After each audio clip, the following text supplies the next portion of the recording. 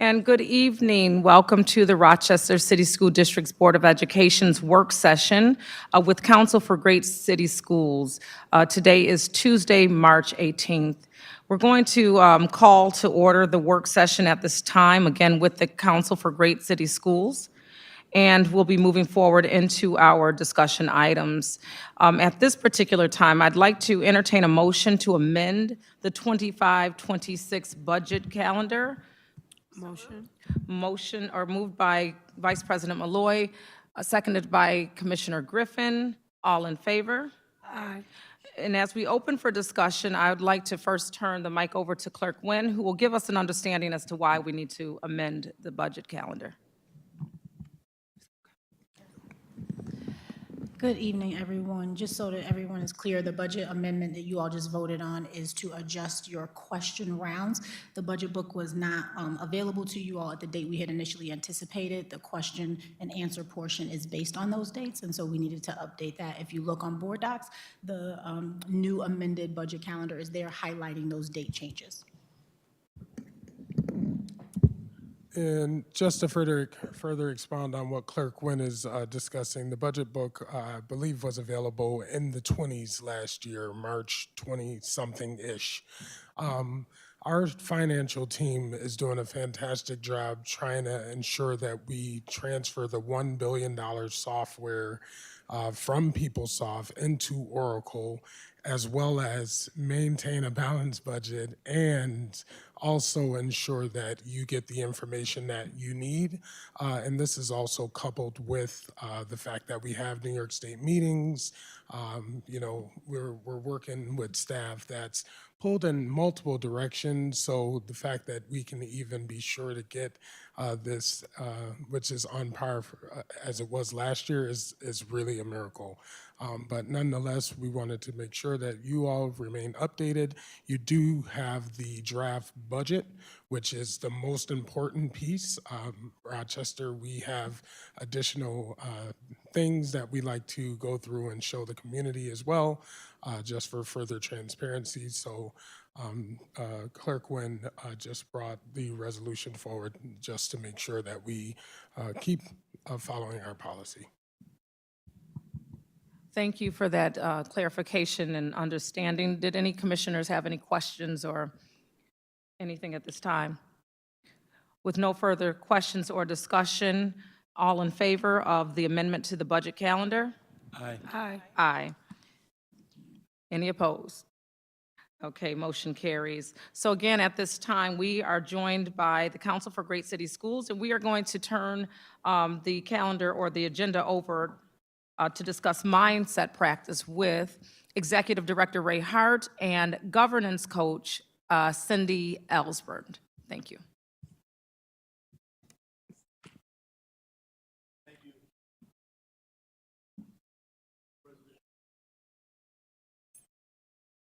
There we go. Okay. Thank you, President Simmons, Interim Superintendent Strickland. Thank you, members, commissioners.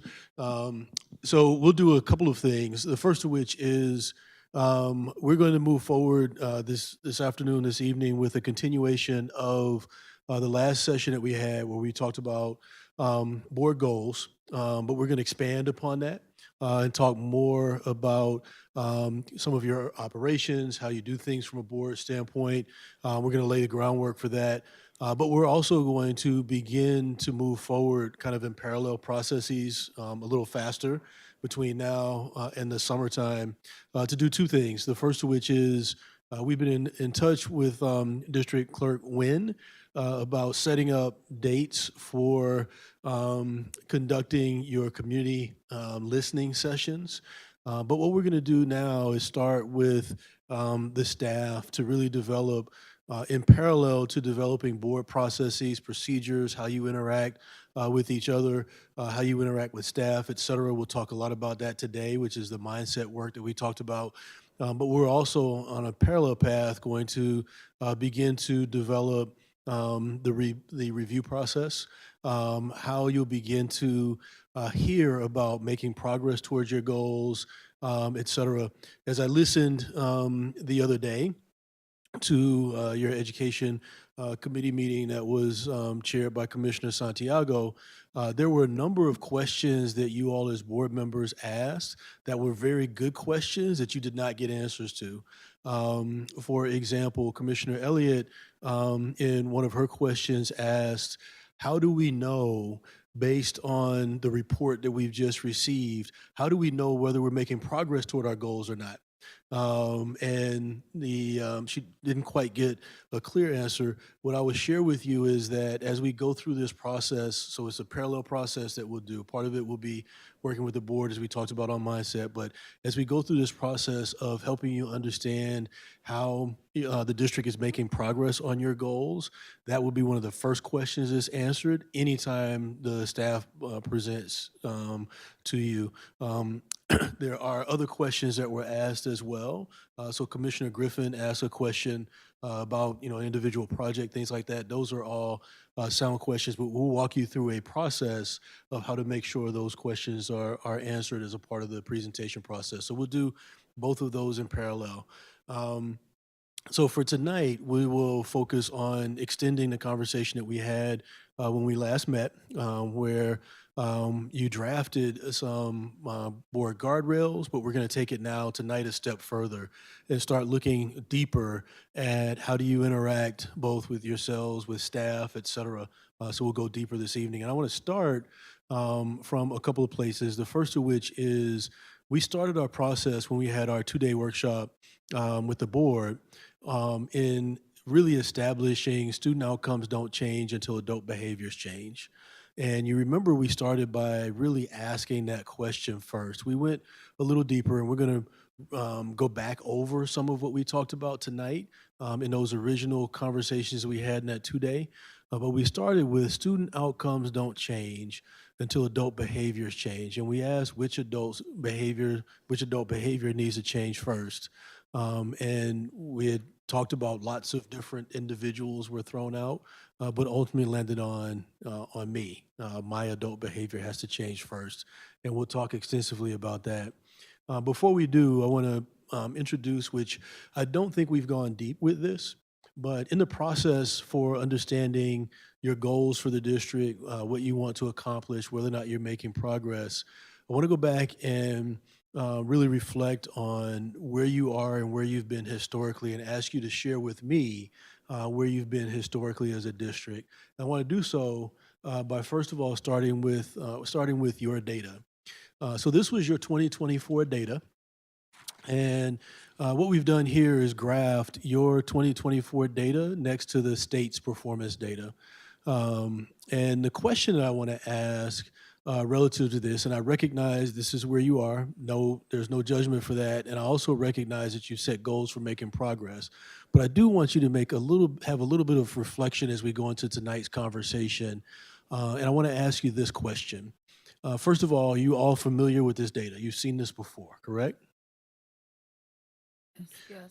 So my question to you is, this is where your third graders are, and I just picked third and eighth grade just to take a look at them. I didn't even know what the numbers were before I picked third and eighth grade. But in third grade, you're behind the state by roughly 33 percentage points in math at third grade, and behind the state by roughly 36 percentage points, 37 percentage points in eighth grade math. And then in reading, you're behind the state by roughly 28, 29 percentage points in third grade, and in math by about 31 percentage points in eighth grade. In eighth grade ELA by about 31 percentage points. My question to you is this: is that a new phenomenon? Was 2024 the first time that you've seen data like that? No, Was that the first time? Is that a new phenomenon? no, No? How long have you seen data like that? for years. For decades? For a number of years? What I will share with you, and this is why we're here, this is why this work is meaningful for us. What I'll share with you is started working with a number of different districts, and what makes this work important for us is getting districts to a place where they can say, this is where we were, but here's where we are now. because we began to focus on the right things, we began to focus on the right work, and we, as a board collectively, we decided to put our children first. And that is a decision that each of you as individual board members will have to make. You'll have to say, are we going to put our children first as a part of this process? And if you can say that, you can turn those numbers around. And so that I want to ground us in why you do this work. You spend a lot of time in meetings. As commissioners, you spend a lot of time in your respective communities. But the reason we do this work is to really change the trajectory of the district and the trajectory of your students. And you have an opportunity to do that. And so taking advantage of that is important. And so that's one of the things that collectively we just want to ground you in. The reason we're doing this work, the reason we're having the conversations, and feel free to push back on us, but the reason we're having this conversation is to turn that trajectory around. And we can show you examples, I think I did when you asked, of how districts have changed that trajectory. But I just want to ground us in that as we move forward. Individually, you'll all have to make the decision that as a collective board, are we willing to do what it takes to move the needle for our children in our district? And with that, I'm going to turn things over to Cindy to get us started for tonight. But in getting us started, we will build upon not only this conceptually over the next few weeks, but also build upon how you'll know that you're making progress toward the goals that you've established for your kids. And that's our next steps. Right. Clicker. Good evening, everyone. Before we get started, whoops, wrong way. Just want to put down some meeting standards. Our time is short, and just to make sure we're making the best use of it and are as effective as possible, just ask that we all adhere to a few norms. First of all, time, efficiency, and focus, staying on topic. Summarizing key points. We're going to be doing some brainstorming later, and we'll be asking for everybody to give input, but just staying on point. And if something comes up that's off topic, if we can just parking lot that, make note of it to address later, that would be great. We want to make sure you get answers to your questions, but some of them might be better answered at another time or talked about discussions at another time. Just being future focused, not we're prioritizing forward-thinking strategies for the community engagement that you're going to be embarking upon, and as well as just general board operating procedures and such. So use past events to serve as context, but not for redebate. And then when we identify challenges, just be solution oriented as well. Think about what can we do and rather than what we can't do. Finally, the respectful and collaborative communication around disagreeing with ideas, not individuals, and just being mindful and contributing positively. Any questions or concerns before we keep moving? All right. So starting, we're going to do a little bit of review. Why do school systems exist? Who can tell me, why do school systems exist?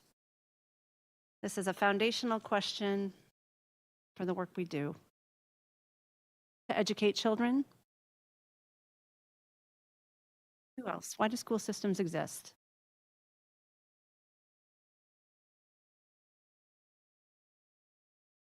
Student outcomes. To improve student outcomes. Yeah, school systems exist to improve student outcomes. I haven't heard anything to the effect of making sure that the carpet is clean and laid well, that the light bill gets paid, any of those things, that the uniforms for the marching band at XYZ High School are a certain color or fit. Why is that? Well, that wouldn't be board work. Because they don't affect student outcomes. Because they don't affect student outcomes? Who else? Why don't we talk about those things? Or why is that not a reason that school systems exist? We do talk about those things, but why is that not a reason that school systems exist? I guess it's because it's not in the board purview. Not in the board purview to decide those things? They're all important. It's all important. It's all important. That's the superintendent's purview. So these are all important things, but it's the superintendent's purview. Who else?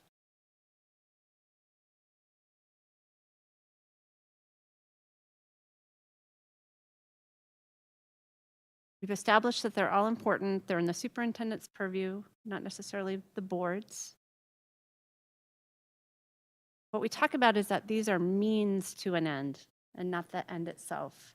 So it's all things that we need to have flooring, need to have the lights on, need to have all sorts of things for a school system to run. But the end that we want is improving student outcomes, and there are a number of various means in order that school systems have in order to do that. What do we mean by when we say student outcomes? What is a student outcome? Making sure the children are successful in Making the sure, district, make sure they have the curriculums they need to be able to achieve to be successful in life. make sure that they are successful in life, that they have the curriculum they need to achieve. What do we mean when we say student outcomes? The outcomes should be reflective of the inputs. And so when we're talking from an academic level, whatever's being input, the outcomes should, again, be reflective, meaning their test scores, their proficiency, how they align with our portrait of a graduate, what they're able to do. So that's. Okay, so they should align to portrait of a graduate, and it's what students are able to do. Did I capture that all Yeah, right? as a result of. As a result of the inputs that are used to get there. Yeah, so when we talk about student outcomes, we define it very simply as what students know and are able to do. So a student outcome is what students know and are able to do. So what we know is that there's many means to an end, but they're not the end itself. So while a lot of those things are necessary, they're not the reason that they exist. So again, school systems exist to improve student outcomes. And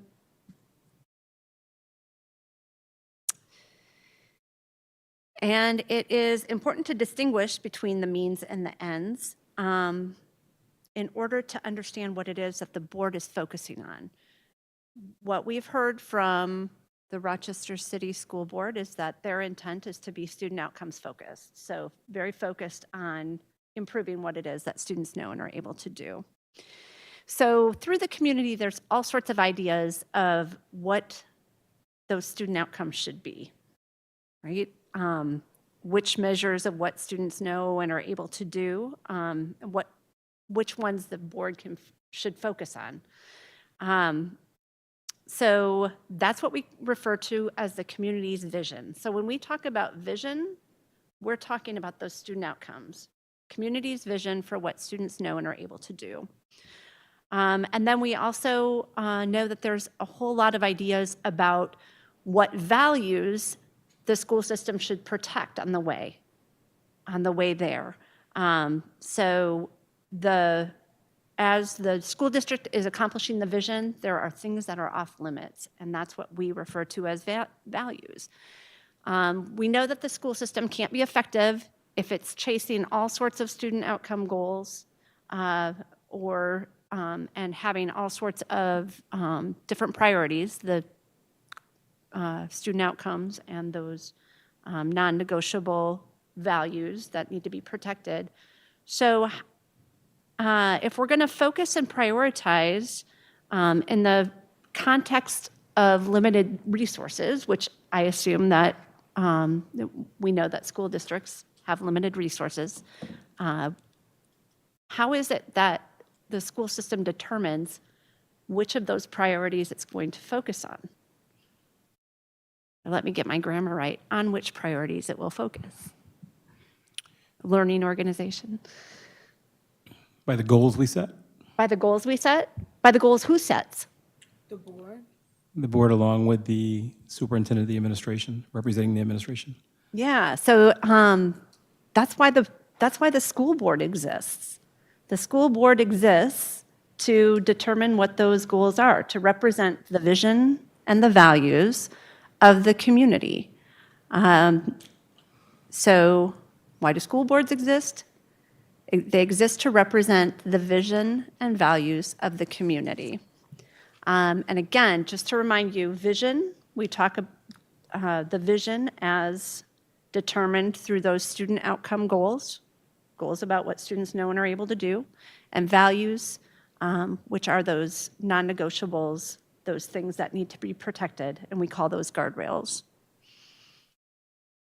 So these are the foundational concepts behind that undergird, actually, not behind, they undergird the work that you all are embarking on in becoming student outcomes focused. And your role is to prioritize and focus these ideas. And now we're going to dive a little deeper. The next concept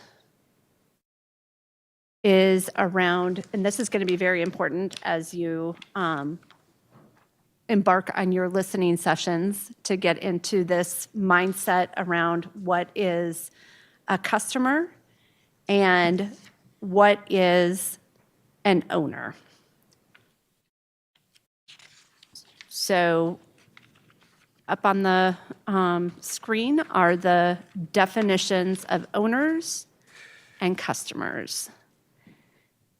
Owners as the organizations, moral and legal authority, such as residents, taxpayers, community members, where the board is better positioned to address or resolve issues because the board has that expertise. And the customers are the recipients of the service for which staff is better positioned to address those needs. So just to go a little further into this, imagine you go into McDonald's and buy a hamburger. Are you acting as a customer or an owner? Customer? A customer? Yeah. Now imagine that you leave McDonald's and you go and buy stock in the company. Are you acting as a customer or an owner? Owner? As an owner. Yeah. So the customer is the person buying the burger. They're looking for that short-term benefit, that more immediate satisfaction. The relationship is transactional. They want that immediate value. It's a shorter time horizon. But the owner has that long-term relationship with the organization. They're very invested in what that organization is producing, in the success and sustainability of the organization, and it's over a longer time horizon. Can the same person be a customer and an owner? Yeah. Yeah, they can. They can, and they can often show up in one place as both. And that is really very typical in a school system. You will have people who show up as both the customer, the beneficiary, with that short time horizon, that want for immediate value, and transaction, and you'll have people showing up as owners, as people invested in the long-term success of the district. So because the same person can act as both, whose job is it to know which they're showing up as? Who has to know what behavior is being exhibited? I would say the onus is on self, right? You have to know the hat that you're wearing. So when you're thinking internal, external customer service, it's transient, but you have to know the difference in when you are serving as an owner or acting as a customer. So the person in those shoes needs to be the person who discerns whether or not they are acting as an owner or a customer in that moment, But depending on who they're engaging in, I guess. depending on who they're engaging with. Yeah. So if I'm engaging with a staff member, that would be a customer, that's an internal customer service piece. So from the hat of a board member, I guess is what I'm thinking of. I'm thinking there's a level of ownership that I need to have there. Okay, so you're thinking about as a thinking board from that member, hat. I need to know if I'm an owner or a customer wherever I am showing up to. Yes. Let's say that the person is showing up to engage any of you as a board member. Whose job is it to know if they're a customer or an owner? What's the question again, please? So when we think about customers and owners in a school system, customers wanting that immediate value, the short-term transactional relationship, and owners being more invested for the long-term and long-term success of the organization. If that person can wear both of those hats, say I'm a community member and am both an owner and a customer, and I come to you as a school board member with an issue, whose job is it to know whether I'm showing up as a customer with my issue or an owner with my issue? I would think the board member should be able to discern that. Yeah. So it's up to the board member. It's not the community member's job to know how they're showing up. It's the board member's job to understand which hat that person is wearing as they're coming to you with an issue. Can Yeah, I say something? definitely. I just want to, tell me if I'm getting off topic, but would that be the same instance if you look at it in leadership? If somebody's just coming into a role, wouldn't it be the leadership's responsibility, rather it be like the board president or the superintendent, what have you, in any given situation, to ensure that the information that board member needs or that staff member needs is given to them, so they're doing their role the way that or performing their role the way they should? I think that one should have the tools in order to know how to do their job, right? So that would be the same thing as if it was a superintendent or a staff member, board member, or a board member in itself, right? Or no, am I wrong? So I think, so what I'm hearing is you're asking if a board member that's coming in to the role new, if they should be given the tools in order to be able to do their job, whether it be from the board, I think you said board chair, or from the superintendent. Yeah, just as a leadership, in leadership, I believe the responsibility when anybody is coming in new is to give them all the viable tools that they need to be successful. As we give our kids, if we have the goals and everything for this district, us as leaders, in the roles that we have, in order for us to be the best at what we are to do for this community, for the schools as a whole, we are needing to be able to have those tools that are going to be the tools that we need to drive us forward, and to make sure that we're staying in line with our roles, right? Yeah. So I just want to put that out there. Yeah, so it isn't completely off topic. It is something that we'll address as we go forward, because really what I would say is that it is up to the board to make sure that new members have the tools they need. And often the way that the board does this is by writing it down as a governance as an operating procedure about how we're going to govern ourselves. There might be some sort of procedure on new board member orientation that you all would adopt.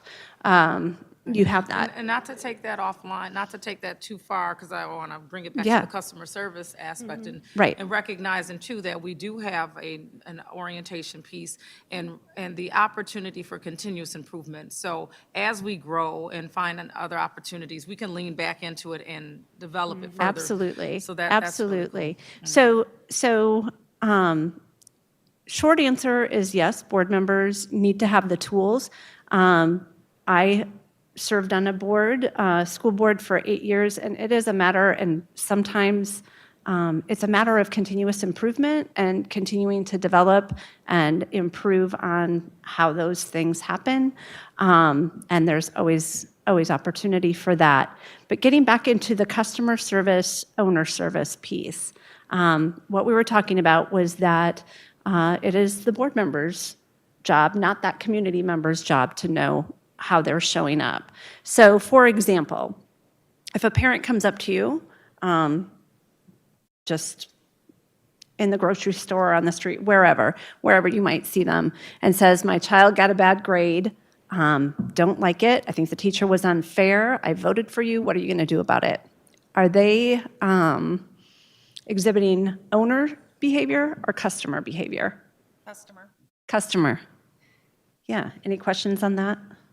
Yeah, so that's customer behavior. They're focused on the immediate.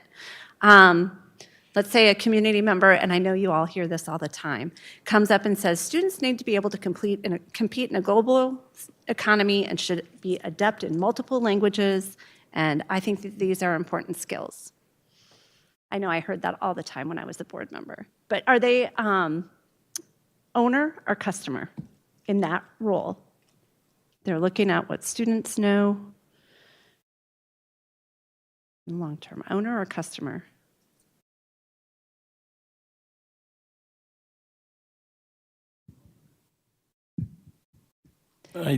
Or where does it lean?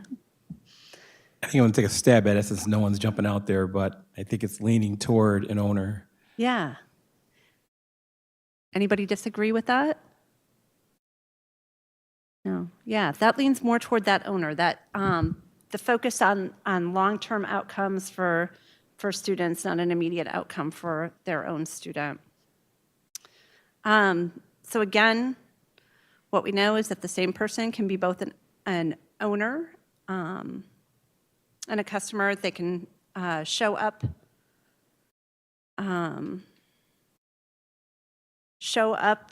in either way, and that it is the board member's job to discern the difference. Why does that matter? Why is making this distinction important? I'll just jump in. Yeah. Otherwise, we're wasting a lot of time on things that we can't immediately change as board members. And they're all important items, but we need to be able to delegate that responsibility to someone who can meet their immediate need. Yeah. So what I heard is that if we don't, and if we're addressing customer issues as board members, we are wasting time, and that there are better people positioned to meet their immediate needs. Commissioner Patterson? I think you're crossing over between, again, governance and management. Yeah. Tell me more. Well, we're, as a board, we're supposed to be more governance structured, and the management is really left up to managing of the system. The district is left up to the superintendent. So it becomes gray or blurry when you're crossing over, those lines are crossing over, and that makes it difficult for anyone if the lines are blurred. Yeah, so making sure that those lines don't blur, and it is a matter of management, doing those day-to-day operations and taking care of the day-to-day systems issues. The other piece of that is around accountability. So, and this, you have this printout in front of you as well. The board is actually positioned furthest from the parents, students, staff, from those customers. And so it is something that the superintendent and staff are better positioned to take care of, and that they also are responsible for taking care of as well.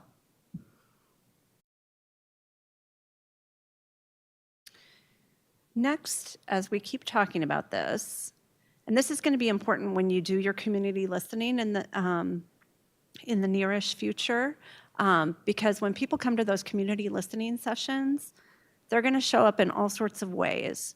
And what you're going to really want to be focusing them on is hearing about what their vision and values are, especially the value side, because you're going to be looking to develop those guardrails statements. So we'll talk more at another time when we do more training around the script and actually prepping you about some ideas of ways that you can address, that you can still hear the customer issues and essentially parking lot those and get them to the right place. But that too is one of the reasons we're talking about this. But this also is important as you think about operating procedures and how you're going to work with each other.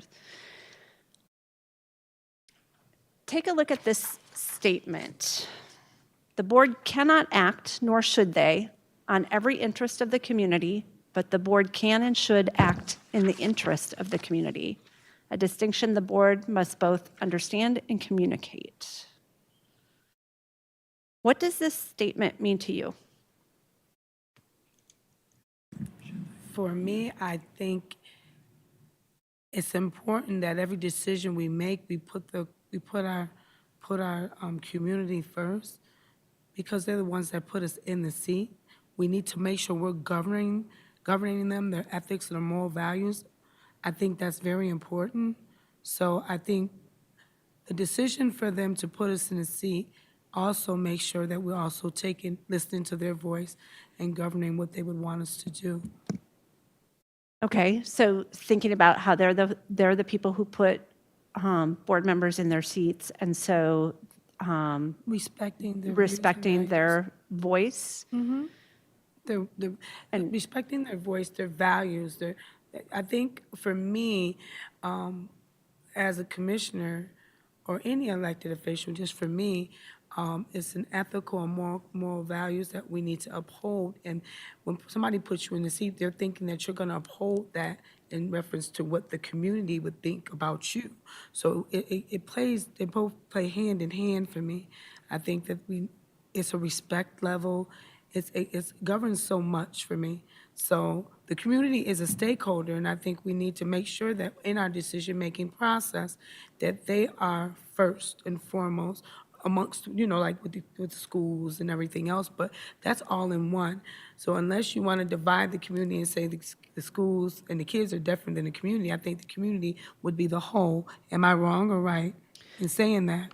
So what I'm hearing is that we need to think about what the community wants us to do and govern with that in mind. Mm-hmm. That I wouldn't say that is wrong, but I think the thing to remember is that the community is a large, broad group. I mean, Rochester City has a lot of people with a lot of differing and sometimes conflicting opinions about what the board should be doing. And so that's where we talk about the school board exists to prioritize those things about vision and values. So you can't be all things to all people, but that the community, you do represent the community as a whole. Right. Who else? President Simmons? Wanted to make a careful distinction around how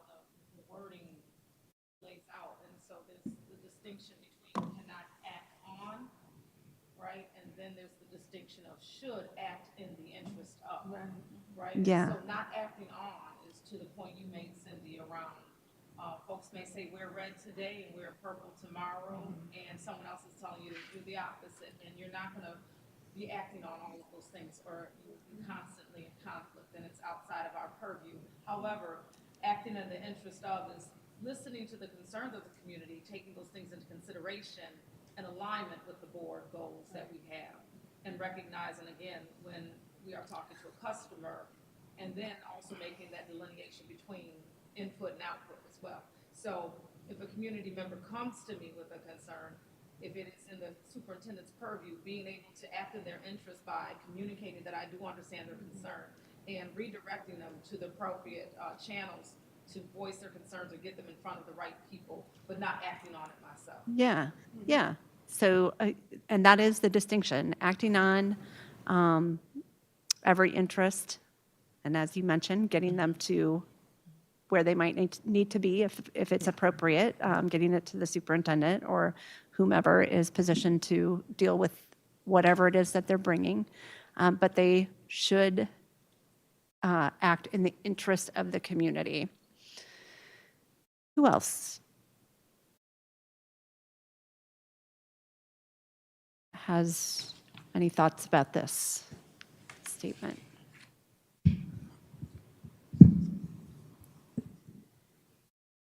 Is it okay if I jump in real quick? on Please, this? yeah. I mean, trying to act on every interest of the community is impossible for any individual. It's very time-consuming to Yeah. even attempt that. And there are people who represent really well, and I mean, I know people, not me, who are able to represent a broader group of people than I'd ever be able to represent. But it's impossible to actually act on. It's impossible. No one has that amount of time available to them. But we are here to represent the vision and values of the community, and that's a more productive use of our time. Yeah, yeah. So it would be inefficient, ineffective, and nearly impossible to act on everything, every issue, or every interest of the community. There would also be some mission drift and all sorts of things. But then on the flip side, the board can and should act in the interest of the community.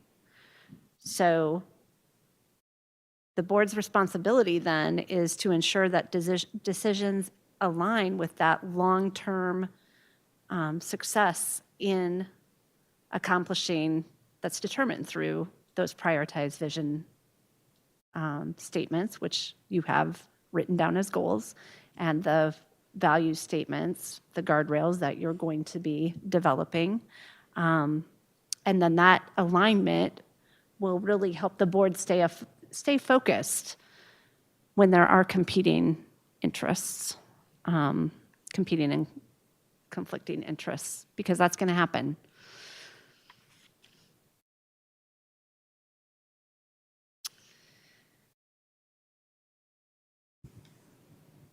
So well, let me ask this question. So we've made that distinction. Why is that important? Why is it important to make that distinction about not acting on every interest, but acting in the interest? About the representation of the vision and values versus the day-to-day. All of those things we've been talking about in the last few minutes. It's not our job to act on every interest. I think you said it yourself, prioritize. That's kind of loud. We have to prioritize what's important. For example, if, I forgot my train of thought now. I'll have to come back. I just can't remember. Yeah, So it's like thanks. a dog chasing its tail. It's like spaghetti at the wall. If you're trying to act on everything, you're acting on absolutely nothing at all. Yep. And it's really cool to like recognize this in language and in conversation, but it has to be also recognized in your actual practice. And so it does require, I like that you labeled this mindset, right? Because it requires a level of mindfulness to know when you are spinning and creating a tornado effect in the district. So how we understand our role will be imperative to how the superintendent and our district is able to really focus on, these are the goals, and keep churning towards them. But if you're throwing, I think, a bunch of different things in, we're constantly taking them away from the goals, and then we wonder why we're able to look at the slide that we first saw and say we have decades-long outcomes that we've been looking at. Yeah. Yeah. So it helps to keep having that distinction and keeping that in mind, and acting accordingly is what will help the board govern rather than manage. And it will allow staff, the superintendent and staff, to handle that day-to-day operations more effectively than the board ever could, because again, you're not positioned to do that. And it allows the superintendent and staff to leverage their expertise. Again, it allows for things to be addressed at the point of service. And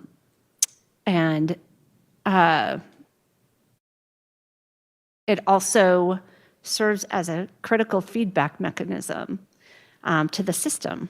So if individual board members are off fixing or doing different operational things, there's not a feedback into the system to understand if there's a system-wide fix that's going to impact more children and families if we allowed for the superintendent and staff to actually do that.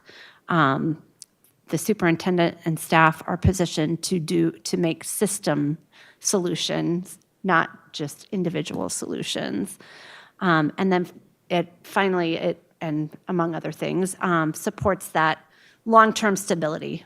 It allows decisions to be strategic and sustainable rather than reactive and driven by short-term pressures.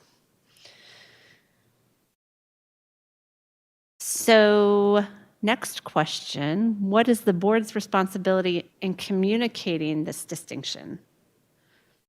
Because you have people who are going to come to you thinking that you're going to fix their problems. What is the board's responsibility in communicating this distinction? Yeah, James. I think we're just to educate them. We're trying to change here by bringing in the Council of Great City Schools to educate us on becoming a functional board. So therefore, there's going to be some changes. I know change is difficult for some individuals, but it's our job to, which I've done recently to a person that's approached me relative to presenting some information, we'll say, and I had to instruct them to move to the next level, whatever that next level was, be it the principal or the superintendent. So I think the public is used to this board operating and functioning one way, and now we're making drastic changes in the opposite direction to be more functional. Yeah, so it's about education and the board educating the community on what to expect about how you all are going to do business, and having those clear expectations. And yes, change is hard, and especially when a board has been operating one way and is embarking on a whole new way of doing business. I can say personally that I went through hard change as well. It is really hard to sit in those seats, to be mindful, to not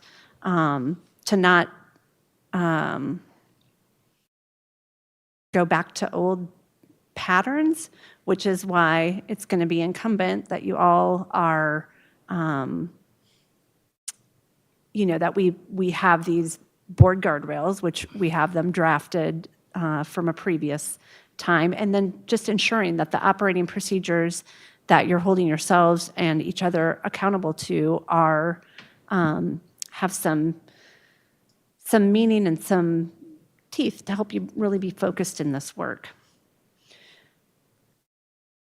So essentially, what you're going to need to communicate to the community are these things. Explaining your role versus the superintendent's role. Using your board policy and procedure as a guide. Having a policy and process for addressing community concerns. Clarifying the distinction between governance, owner service, we would distinguish that as, and operations or the customer service aspect. And I think President Simmons, you mentioned it, you listen, and maybe others did too, that listening to those community concerns, you said the same thing, Commissioner Griffin, but then also explaining what the board's role is and then how to navigate the system to get to the person or place that they need to in order to have it dealt with appropriately. I think once the public sees that we have these board goals and the guardrails put in place, and they can see the direction, they can actually visualize it. It's one thing to say something, but they can start seeing it. I think a lot of things would change with the public perception of the board. I think it's one thing to say it, and it's another thing to do it and to act upon it. So we are our own best teachers sometimes, and we're all the time in most of the cases. So I think that we have to practice what we're preaching in all aspects when we put the guardrails in place and the board goals. So I think, once we do that, we'll see the difference. Yeah, so once you start getting these put in place and doing the work of monitoring them, it is going to be something different that the public will see during your meetings and how and the work of the board. The other thing, and that's the last point on this slide, is that you will intentionally educate stakeholders on what it is that you're doing. And we really recommend that you provide regular trainings to your community so that they understand and that you're constantly, you don't just go out and listen to them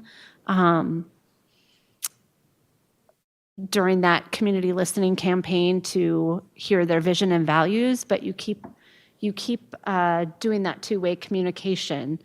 Sometimes it's going to be reporting back where you're at with accomplishment of the goals and honoring the guardrails. And sometimes it's going to be things like this, educating stakeholders, having a school board school, so to speak. I have a question around Sure. that. So, because I think that's phenomenal, right? I think it's necessary. But also, how would we determine a state of readiness to ensure that, so it's one thing to listen, and listening is subjective, right? Right. But when we talk about educating the community, making sure that we, and I'll speak for myself as an individual school board commissioner, right? If there's going to be that talk back, that they are being educated properly, that they're not being given misinformation, that they don't hear something from me and I say the wrong thing and someone else is telling them the right way to do it. And so how do we ensure that that's not taking place? Yeah, so there's a couple of things on that.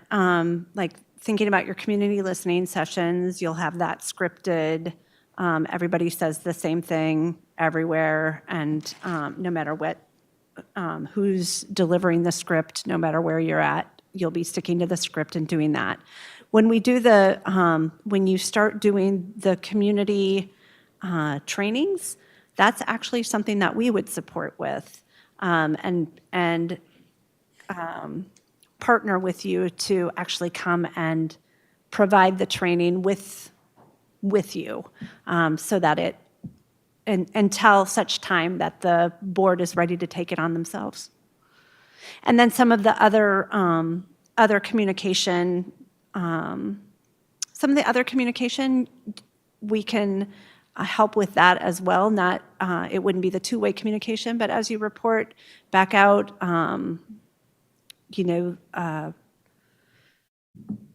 just whatever you might put on your website or whatever one-way communication you put out as well, we're happy to support with that too, just to ensure that it has the accuracy and whatnot that you want.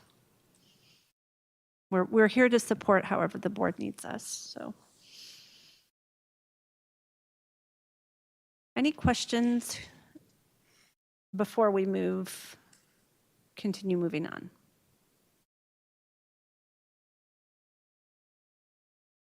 On the governance. Yeah, do you want to do this first before we brainstorm? Okay. Do you want to do that? All right. So the next thing we want to do is lead you through a brainstorming activity to collaboratively draft some board operating procedures. So the way this is going to work is that we'll pose a question, and then each of you will have about a minute or so to share your thoughts. This is brainstorming, no right or wrong. We want to hear from everyone about their ideas. And then we, along with the help of Rahima, will capture the information. We're just going to write everything down with the idea that we will synthesize that information and bring back draft language to you to consider, to perhaps, and we can talk more about what next steps would be after we give you that draft language. We would also plan to give you the raw notes that we take as well. I'll put everything together into one document to capture everything, just to make sure. So if you need to, you have a pad and pen in front of you if there's any thoughts that you need to capture as before you're called on to speak. And then also if there's anything additional that you think of later after we've already passed that question, feel free to write it down and just hand it to us to add to the notes later. Any questions before we begin? So what I would say,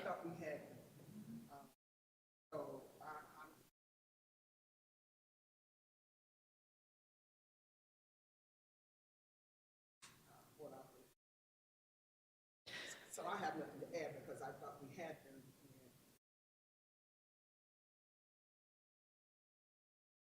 so what some of these would do would help for clarifying the role of the board and the role of the superintendent. Can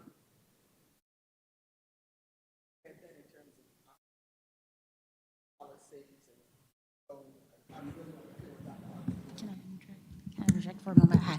So, yes, Commissioner Elliott, you all have 20 bylaws, which is policy 2300. In terms of the handbook or procedure manual, yes, you all have one that was developed back when the district clerk was Shanae Lee. So it is outdated at this point. And there's been changes even to the board bylaws, but there's other things that you all have mentioned to have added to that book. And those things are not a part of that book. So I think this might be more around kind of the update, not creating one from scratch.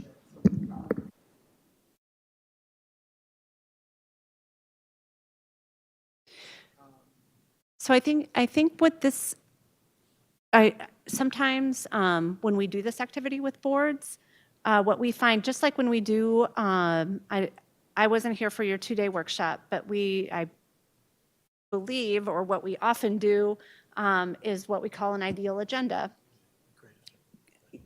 Yeah, so what we say is start from scratch. Nothing, just act as if nothing is there. So that we're not, yeah, so that we can put out whatever ideas, and there may be things that don't change, but we might also be able to capture language changes and additions, especially as you are embarking on being a student outcomes focused board. There are things around delegation to the superintendent. There are things such as those board guardrails that would be included in this, as well as, yeah, I'm not exactly sure, because it would be an activity to brainstorm. Had another slide up for Oops. operating procedures, but then the next one up, it talks about school. Yeah, about, so I'm a little, or do we want to do, are you saying that, what processes are, in terms of board needs any, the district, we've got a process for that, that we go to we give Rahima requests. Are you talking about that kind of documentation, or are you talking about the way we behave as individuals? That's what I'm not clear about in terms of. All of the above. It's how you govern yourself. And the reason I had this slide here, I was going to do this within the activity, but these are the board behaviors, which we've talked about in the past, that have the greatest outcome, or greatest impact on improving student outcomes, around setting those SMART goals, collaboratively setting non-negotiables, and publicly monitoring progress. So some of what we talk about might be the design of writing down and having ideas around what are our meetings going to start looking at like, what are our work sessions going to start looking like, so that we can really focus on these behaviors, different things like that. So that's why that slide is there. And then that is just a general slide that we have for when we draft board operating procedures. And like I said, we're working from an ideal and not from building on, it can build on what you already have, but we're thinking as if we have a blank page. So can I ask for clarity? So, okay, so this is kind of like a Lean Six Sigma brainstorming piece, I think you're talking about, where you just have this free thinking, you take the boundaries off, there's no right or wrong, no yes or no, it's just free thinking. You may have overlap, you may say something that you know already exists, but Yep. just allow for the process to take itself where it needs to go, because in that process, you might end up with something fantastic or something new. Yes. Is what I'm understanding you to. Yes, thank that you this is for- supposed to be going toward, okay. Yes. And I was not aware that that's a Lean Six Sigma process. I mean, you know how they so have the thank you different for- tools, but yeah, you're one of the brainstorming, because oftentimes, I think you already said it, when you go into brainstorming, as a human nature, we're designed to be like, well, no, put a rocket ship on Mars, and it's like, no, that's not gonna fit over there. Right. And so we hinder progress or the opportunity sometimes because of our instinct, which is natural. But when we challenge ourselves to just open up a little more to the process, sometimes, not always, but sometimes it's helpful. Yeah, we'll see where it Okay. goes. We'll try the process and see what we come up with, but just not being limited by what we already have, but throwing up ideas. And again, it's brainstorming. Nothing's wrong. Don't need to litigate anybody else's thoughts. We're just going to capture everything and see if there's anything that can be drafted from that is helpful. Other questions?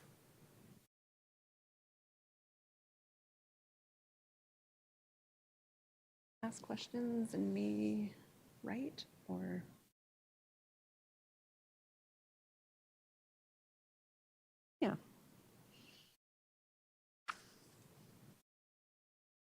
So we'll ask you to respond in writing, and then what we'll probably do is also ask you to share with each other, and then we'll report out to everyone. So we've got 3 questions regarding this process. And again, think outside the box. But the first question, and I'll preface it by saying this, one of the reasons we're going through the process is in the last conversation we just had about an individual member of the community coming up to you, we talked about educating the community. There's a couple different ways you can educate the community, one of which is broadly with the community as a whole, but the other is in the moment. So one of the challenges for board members is in the moment, can I recognize whether or not this individual is coming to me as a customer or owner in the moment? And that's where the real challenge occurs, is as you're listening as a board member, how do I educate a community member? One, it's easy to do if you're doing it broadly. Much more challenging if you're doing it one-on-one in the moment. So the first question we have for you to ponder is, how should a board member respond when a community member shares a concern? And keep in mind, you've got 2 things to delineate, whether they're coming to you as an owner or whether they're coming to you as a customer. And so how should a board member respond when a community member shares a concern? I'm only going to ask that question, let you write about what you think you and your colleagues should do. How should you respond when a community member comes to you to share a concern? And then we'll ask the other 2 questions, and then we'll start our conversation with each other.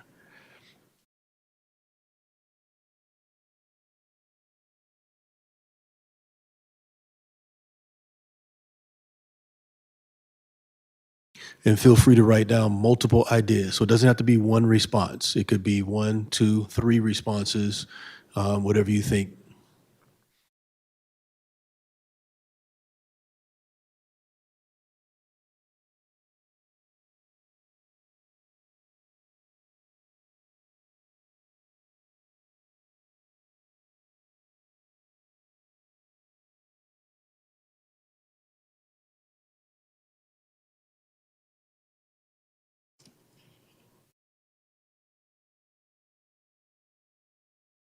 Sorry. It happened when I was presenting with you. Somebody else was sitting here. Oh, I had my back to her the whole time. So no other way to do it.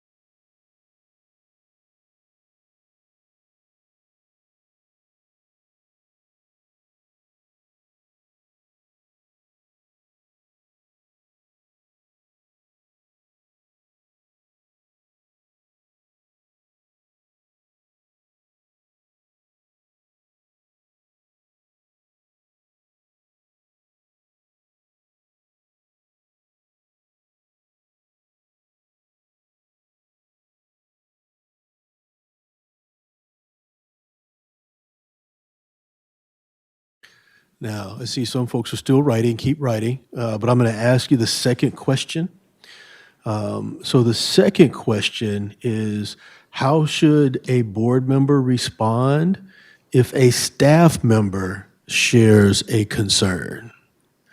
How should a board member respond if a staff member shares a concern? So the first was a concern from the community member. The second is a response when a staff member shares a concern with you as a board member. And you can write down more than one thing, 1 or 2 items.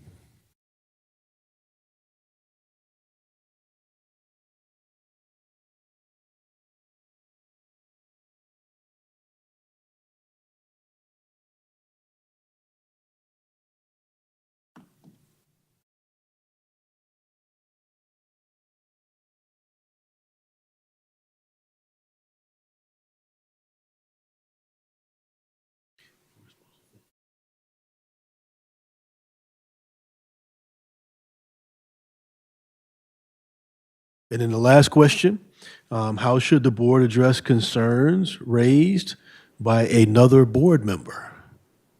So how should the board address concerns raised by another board member?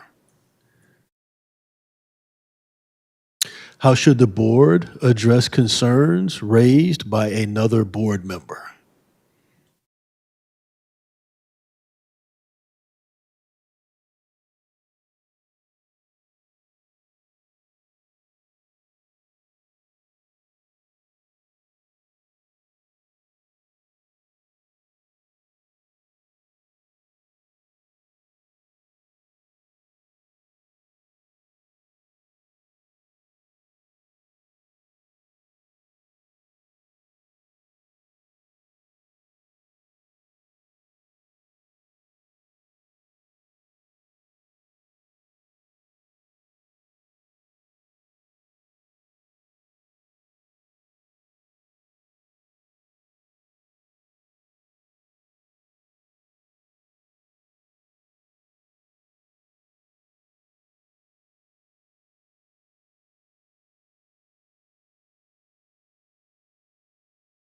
So we'll let you talk in pairs. We'll do pairs, and then we'll do three over to the right. So Commissioner Patterson, Commissioner Griffin, if you could quickly share. I'm only going to give you 2 minutes to share, so share quickly 2 minutes with your partners, and then we'll report out. Commissioner Elliott and Interim Superintendent Strickland, President Simmons and Vice President Malloy, and then Commissioner Santiago, Commissioner LeBron Harris, and State Monitor Alicia. If the three of you could talk quickly about what you've written down, and then we'll report out, and then we'll start to add to what we've shared. We've got a couple other questions to respond to, and then we'll take notes on that, and then we will share with you where we left off with the board guardrails for your review. So please feel free to share for 2 quick minutes, and then we will come back.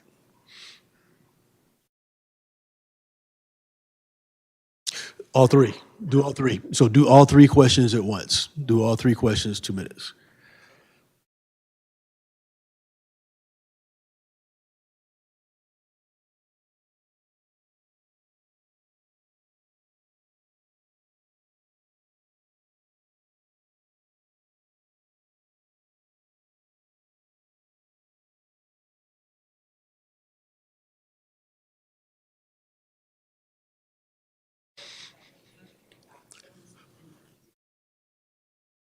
Question for you.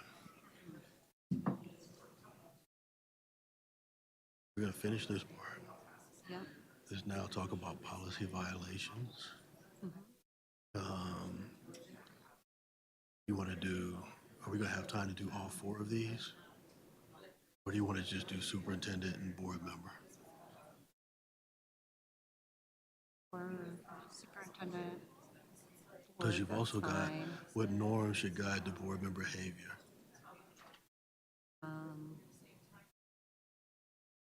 That one. Um,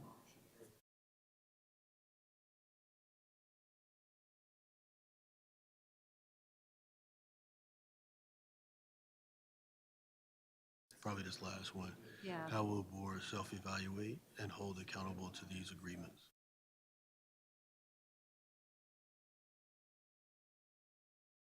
Just do the last question, and then we'll do go the, into. the policy violations. Okay. More than anything, yes.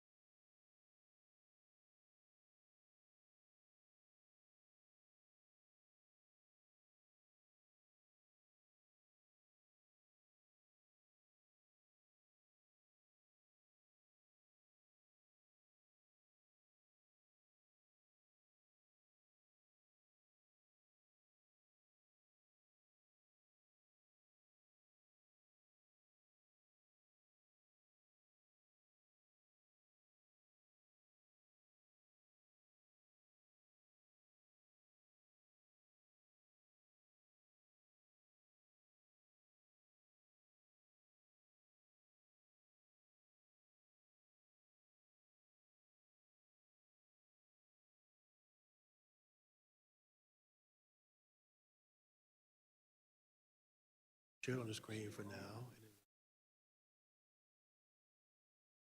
He's got to put it.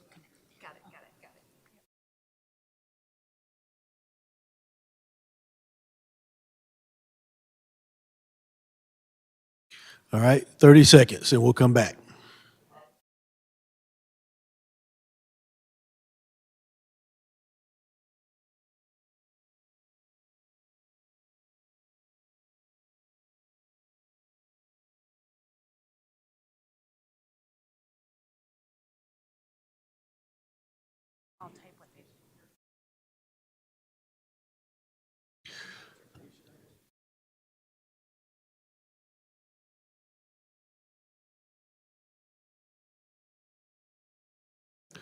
All right.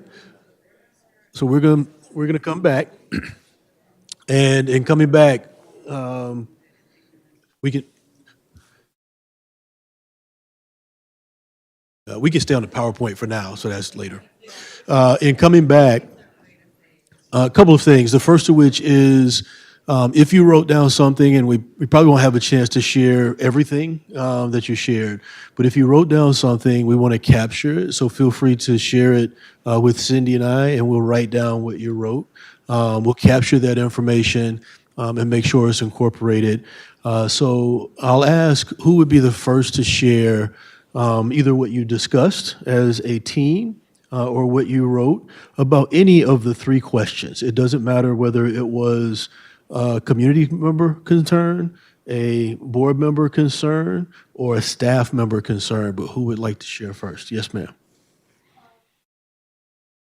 The last one, I think that if it's a board member with a board member, I think that first we should try to be, see if the board president could address it. And then if that didn't help, I would definitely do some type of consultation or mediation with maybe an ombudsman or someone of that sort, or anyone that we could have to assist the two commissioners at that time.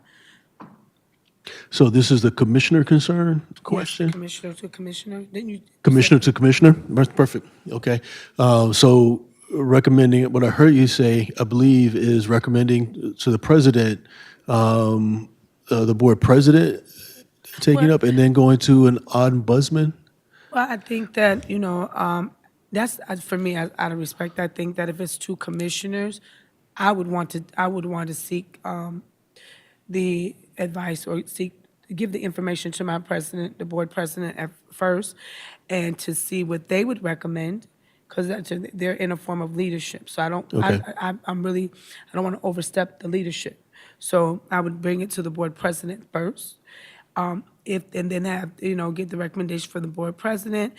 But if that didn't work with some type of conversation with them, then I would suggest, or maybe they would suggest the mediation or consultation, but with an outside person or an ombudsman or whoever is in the role that could help assist us in that matter.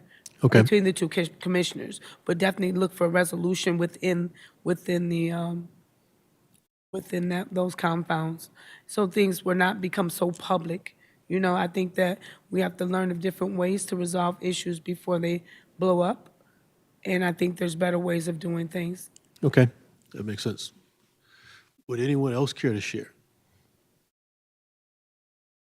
We'll go to number one from the community level, and recognizing that, again, we are representative of the community vision and so on. And so sometimes you do have community owners, if you will. There's folks that will come from the ownership lens, and they have suggestions or thoughts. And I think it's important to make them understand that they are valued, and we're listening and hear them. It doesn't always require a response. Sometimes folks just want to know that they gave you the information and you received it.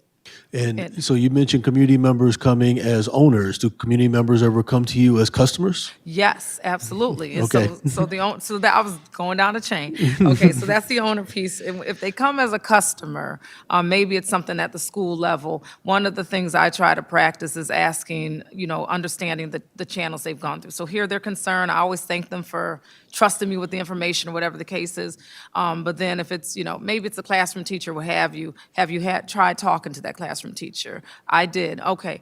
You know, and everyone has someone they report to, so just trying to help them navigate what those channels look like, a way that you can potentially solve that issue before it is straight up at a commissioner or at the superintendent level. So just supporting them in that way. And I'll let you jump in. And then the last one I said was, sometimes you just have to redirect and educate the conversation, but I think you had a thought. Well, ditto. Everything you just said, you really captured it well. Yeah, just making sure, I mean, a lot of people just want to be heard most of the time.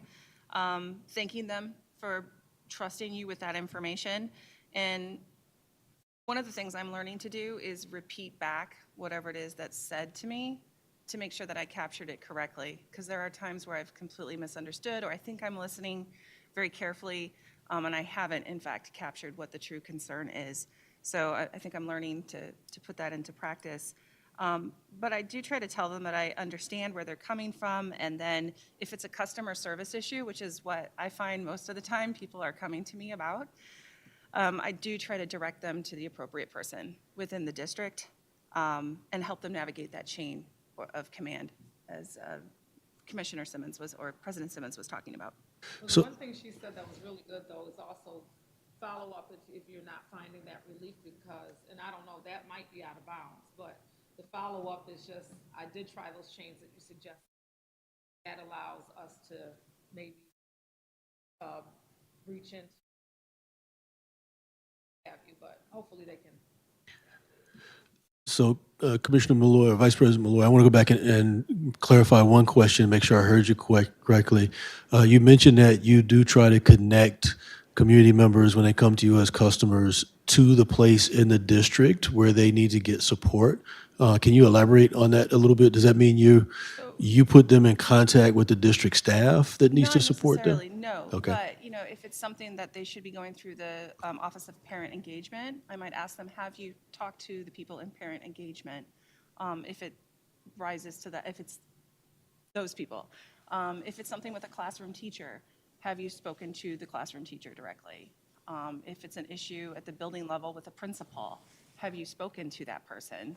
And then just ask them or tell them that, you know, please work your way through that chain of command. And if you're finding that it's not working out, please give me an update. Let me know how it went. Do community members ever come back to you all and say, I followed all those chains, didn't work, now what? Well, see, I find that most people don't come back. Okay. Because they end up getting whatever question they need answered Through the process. through that whole process. Okay. I mean, All right. occasionally, like in extenuating circumstances, that happens, but most people just want to be heard by the right people within Okay. the district. But if they come back, that goes to the superintendent. Have that rapport with, who can then delegate or help redirect or get involved with whatever the situation is as needed. Okay, because nobody's mentioned that so far. So, okay, all right. Yeah. Okay. No, but we're liaisons with particular schools, so very often people will come to the school liaison with legitimate concerns, right? And being able to redirect those, as I'm not just going to tell them who in the district to go to solve that particular problem. I will tell them or encourage them, you know, I'll pass the information on to the building principal, and then also to, I mean, if there's an assistant principal involved, I'll just pass that concern their way and not try to solve it for them. Okay. Did you want to respond? I just want to say, like, I don't do all that. What I personally do, and it also depends on the issue. So what we discussed is that a lot of these things sometimes do depend. And I've been here long enough where if it's an issue with the superintendent or the cabinet members, I encourage people to go to the whistleblower in the district, because sometimes they're not comfortable, and that's not even an option for us to go to the superintendent. Again, been here long enough to have had these real lived experiences here. One of the biggest issues that I always get is the pre-K kindergarten transition. Parents are always upset about how our policy and New York State law sort of clash in that regard.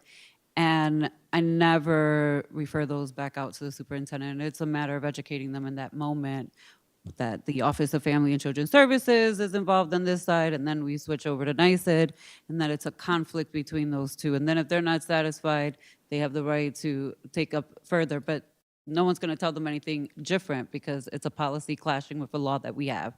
But majority of everything else just gets sent to the superintendent for his discretion to, and Demario will tell you, I'll send lots of stuff to him and he'll respond back and he will direct the right person. And typically, he will call back and say, I've directed this to the Office of Parent Engagement.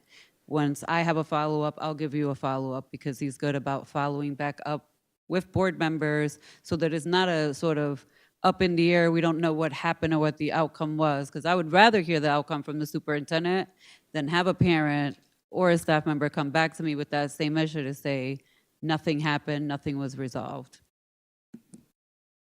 Would anyone else care to share?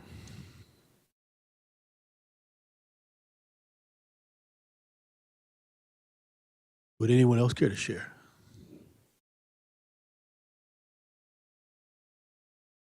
I'll just give an example of something that happened today. So the president and actually President Simmons and Commissioner LeBron Harris both were alerted of a situation that happened, that was brought to their attention. They didn't try to solve the problem. They both sent me the picture, and as they know me by now, I simply responded, I'll definitely be looking into this to find a resolve, and I will let them know of the outcome, when we do the investigation of what was brought to their attention. So they didn't try to solve it. They didn't offer any additional advice, any feedback. They didn't even take it as law, which often happens. Not taking it as law is extremely important, and it gives me room to try to determine if something is real or not.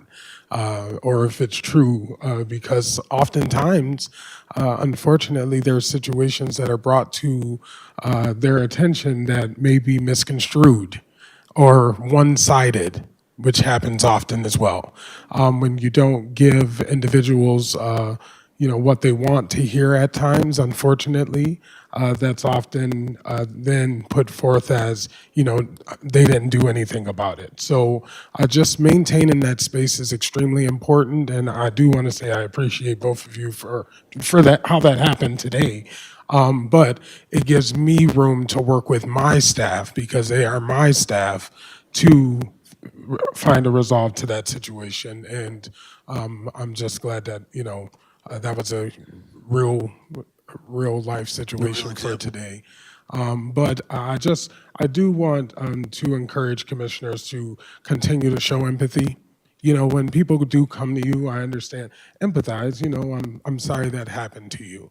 However, it's going to be up to the superintendent and his staff for solving these issues. So I just wanted to put that out there. So I'm going to ask a follow-up question of all of you. So I shared, and if anyone else has anything they'd like to share, please do so.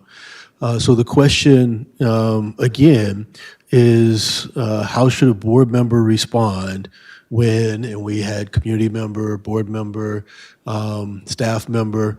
What I heard was one person they share with the board president. Another conversation was around follow the chain of command, so asking that individual to go back through the chain of command. Another individual said, I share it with the superintendent. My question to you is this: as a board, do you have a set of standards as a board that says, here's how we address issues? When should it escalate to the superintendent? When should I take it back through the chain of command? When should it go to the board president?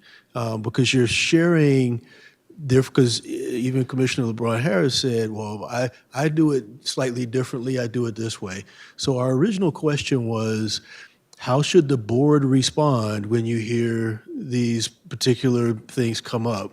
if the board has different responses, But can then I your interrupt that? community, so, okay, Because help me because out. one thing I do want to validate is that I think we were all coming from a different context. I don't think Okay. we validated, so when I said, hey, it might be something very simplistic. So if it's whistleblower level, no, I'm not going to say go through the chain of command if I know there's something egregious that's taken place and it would potentially make a person feel uncomfortable. Right. So I think the context is important to And- know what position we're How you coming from. respond. But, right, so to validate that, I want to just put that out there. But to your thing, right, the standards that we have, we should be able to reference operating set of procedures that which we know exist, and we have the opportunity to maybe update them at this point in time. That would be the answer. Does my question, because my question makes sense though, just in terms of how you think about this, and even as a part of being on the board, Commissioner LeBron Harris shared earlier, it depends on the situation. So she started her comment by saying, it depends on the situation, but I typically share with the superintendent. So given that, yes, lots of things are situational, having a common understanding for how you respond helps your community immensely in understanding here's how my board interfaces with my community, and it sets them up for not being in a situation where if I go to Commissioner Elliott, she's going to handle it one way, and she may take it straight to the superintendent where I get action right away, versus Commissioner Simmons is going to tell me go back through the chain of command. Does that make sense? But how you all share that is important. But here's where I'm confused, because we have a question mark. And so I hear people say we don't have processes, but there is a process by which question law to put in our questions mostly all things mostly. I need you to clarify that, because we're saying there are no standards, and I'm saying that we do have some processes and practices. And so that's what I'm confused about, because if I have a question from the community, then I'm going to, supposedly I'm supposed to go to the question log. So Okay. And so you're the first person and we've been discussing this for a few minutes, you're the first to mention the question log. So that means that there's another process. So yes, ma'am. Let's say, respond to that first one. Can you hold on to oh, absolutely, hold on I for can hold 1 on, no problem. Because there needs to be some clarity, because I'm saying there's some standards that we do follow and we have none. second? We're not saying you have none. So no, we're not saying that. I'm just trying to understand we're just trying to have an open conversation about how should the board respond. Yes. So when commissioners submit questions related to district functioning, or things you may hear in a board meeting, those types of things go in a question log. When commissioners forward concerns that came from direct constituents, situations that have occurred, those are shared to the superintendent to then delegate to his staff as sees fit with a request to follow up and just ensure that the parent or community member. Correct. But you just said there's two different things, though. You just gave two different answers. One is a question log that gets referred to staff, but another one is what you hear from, and that gets handled differently. What you hear from constituents gets handled differently. So can you Yeah, clarify let me say that for me again. for a Can I- second? So if a commissioner sorry. sends me a question and asks for data related to sixth grade attendance, that will go in a question log. If a commissioner sends a email or a concern that a parent approached them and X, Y, and Z occurred in their school, with the teacher and the parent is concerned, that goes to the superintendent to address with his staff. Okay, so it doesn't go to the question log. Okay. Yes, correct. I just, for me personally, I have never, if there is something written out, if there's something written out, let me backtrack. I don't know what that is. So I'm gonna say that first and foremost. I don't know a step-by-step process. People say things, but as you can see, none of us had the same answer because we all see things a little differently. I think what you're trying to say is that when we go out into the public, they're getting different answers. So we need to be on the same page. So when these questions are asked, we are giving them the same protocol which we have put in place. So that's what my understanding is. Is that what I'm understanding you're saying? Because I don't know any process or policy that states what we should do in any given situation. So that's what That's what we need to govern as a board, so that when we go out into the public, people ask us a question, different answers are not given in any different situation, any given situation. And so I see.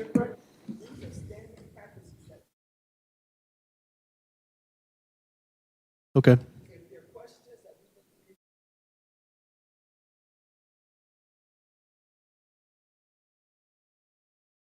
Question log. So we do have this place.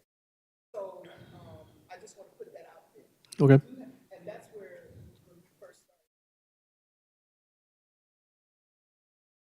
started from scratch, but we do have. I just want to add, Commissioner, Well, I saw, I'm sorry, but Commissioner Malloy, and then we'll come right Okay. back to you. So if you could hold on to it for a second. You know, I agree with everything that's being said. I think it is really important for us to revisit just those operating procedures so everyone really is on the same page.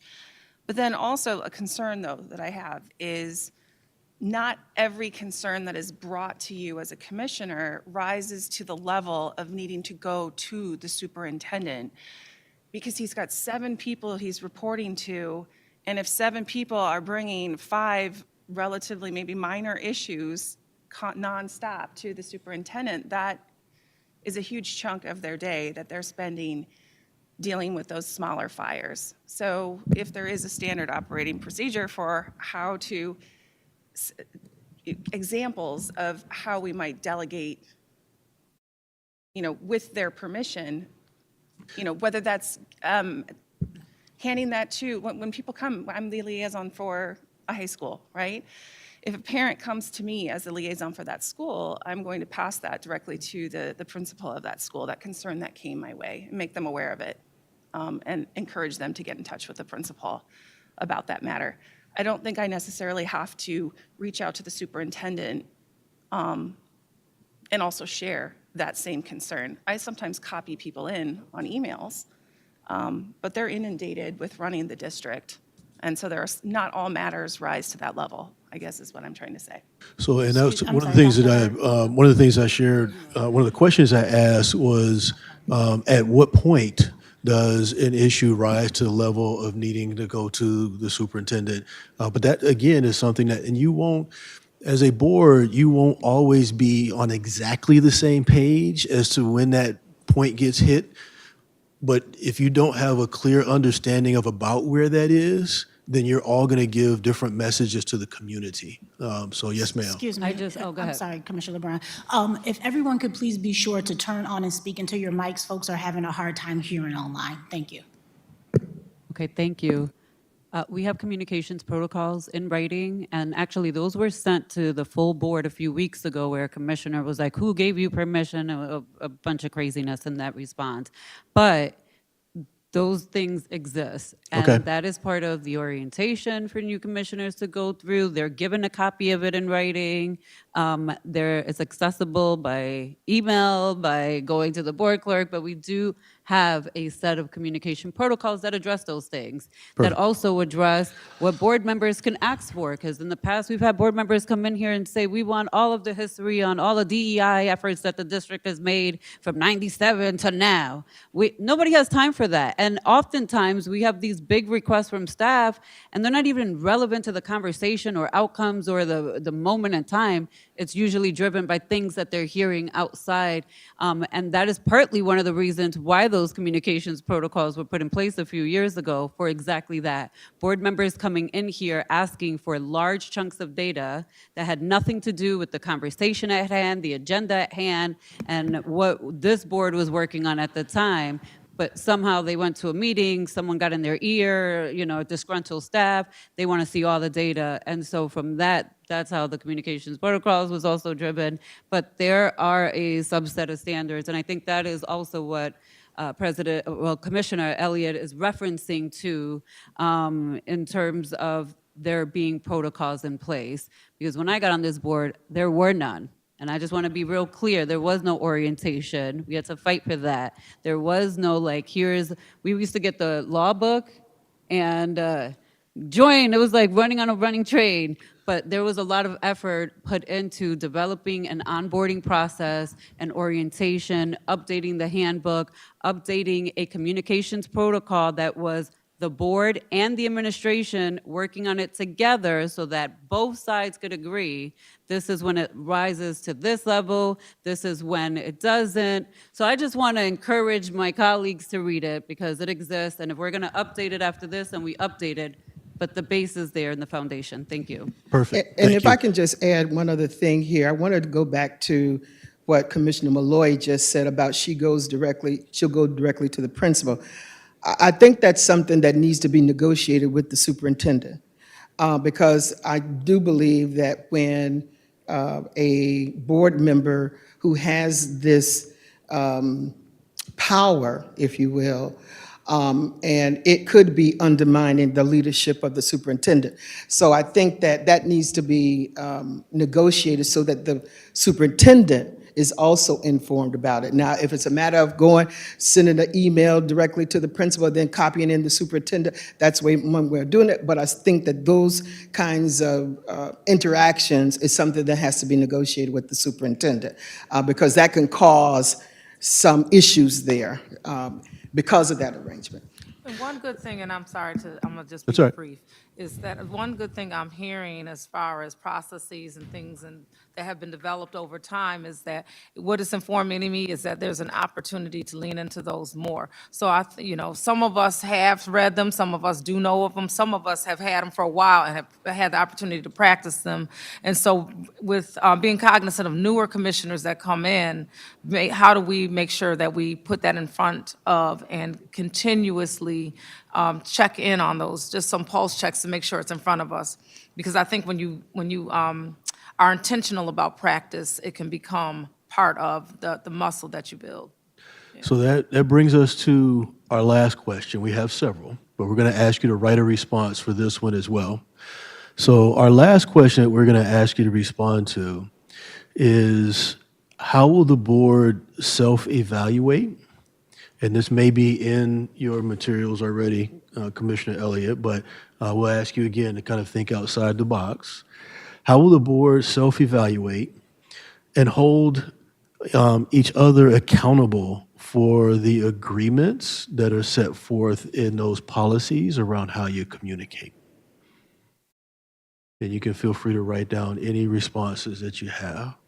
So how will the board self-evaluate and hold yourselves accountable to the agreements that you have in place?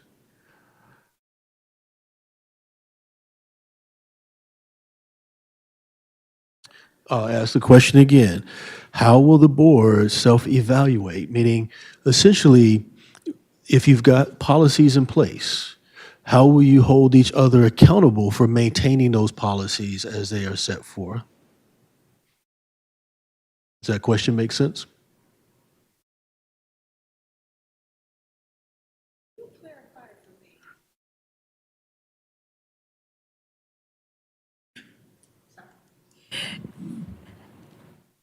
I'm having a problem with things, with words, okay? And I think I just want you to clarify it for me. It may be redundant, but I need to ask it. Give me the difference between policy and protocols, procedures. Where can you give me the definition of the three and how they differ? Because I'm having some type of understanding of the definitions and what they mean and how they apply. So can I get some clarity on that? You want me to clarify? You want to clarify? So I'll go through a couple. The first of which is what's in policy. Policy is what you go through with the board as a whole. And the board agrees on, here's our sets of policies that we want to adhere to as a board. Now, you can create within those, particularly, let's say, for example, how the board so you might set in policy, here's how the board communicates with staff. But what you might put together is a set of standard operating procedures about how that policy actually gets implemented in practice. Does that make sense? And so the standard operating procedures are designed to say, here are the standards around which that policy actually gets implemented. And so there could be some communication protocols. For example, I'm not sure if you have this in policy or not, but what could be in your policy is the question, what do you call it, the question log. So the question log could be in your policy, or the question log could be a standard operating procedure for how you implement something that is in your policy about how you communicate with the superintendent. That's a whole other area of the board parking lot or the board log, because a lot of the for me, board log in that parking lot is it sometimes can get a little sketchy because the information sometimes never comes through. So I kind of with myself refer not to refer people to the when I'm doing that's You when mean the question log? Yeah, the board question log and things of that nature, because if I'm in an open meeting, they want an answer, so I try to make sure that those answers are covered. And when I'm overseeing the meetings that I have, because I feel like sometimes those questions get lost in the board log. So that's just for me personally. But other than that, I just want the clarification on the other things, because I think it's important for me, and for even into the listening community, to understand the difference. Because if we have rules or guidelines that we need to go follow, these are important that we do that. But when I'm looking at policy, I'm governing policy and looking at protocol or as something that sometimes people make up to control the narrative of a policy. So that's what my issue of concern is.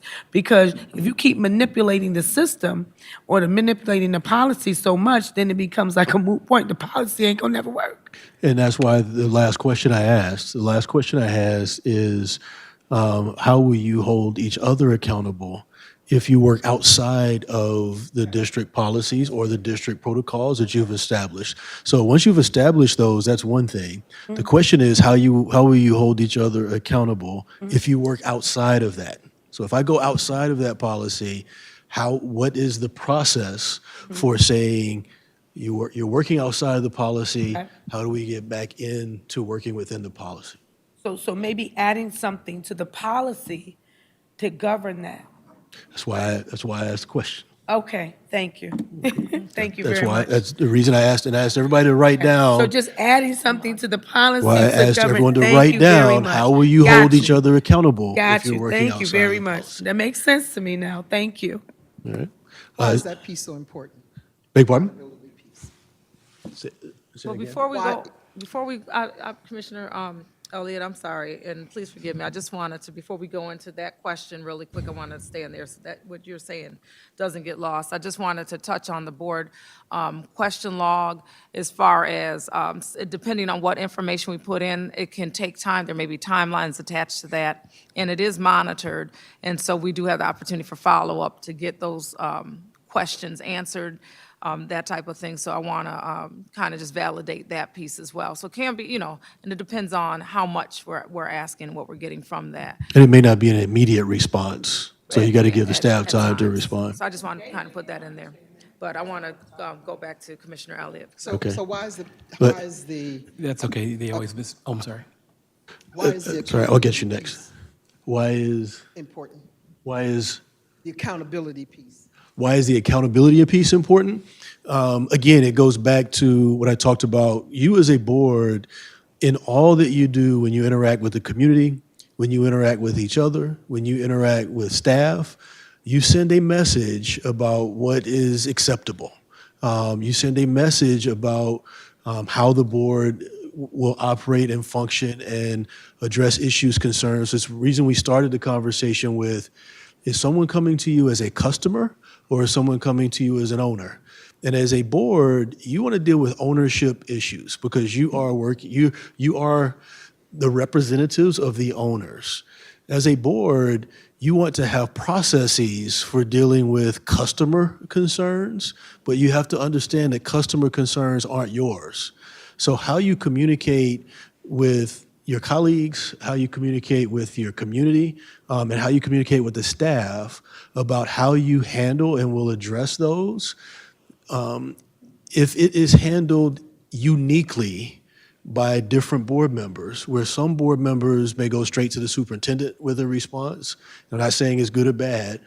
Other board members will refer someone to the chain of command in their local school. Then it sends a message to community members that I can go to different board members and I get treated differently depending upon who I go to.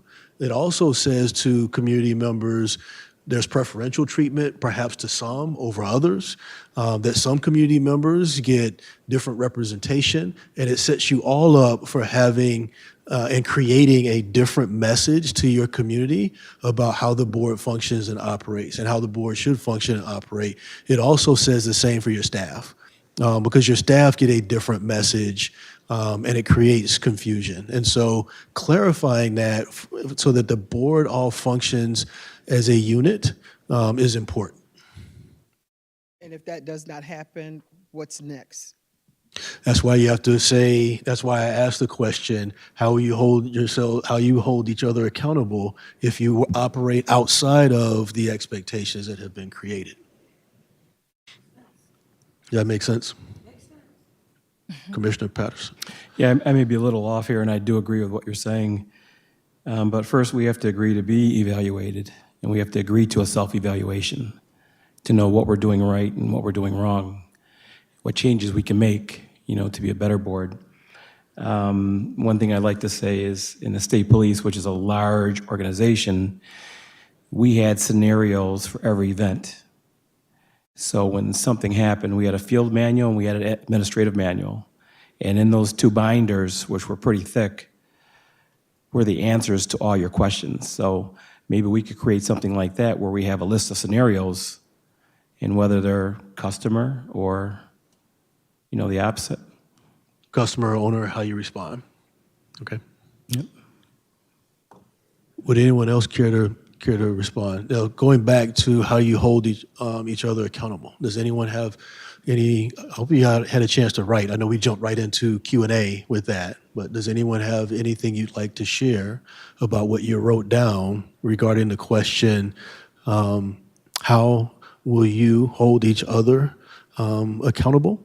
And I use the word accountable, but it could be self-evaluate, which you just mentioned, when individuals work outside of the agreements that you've come to.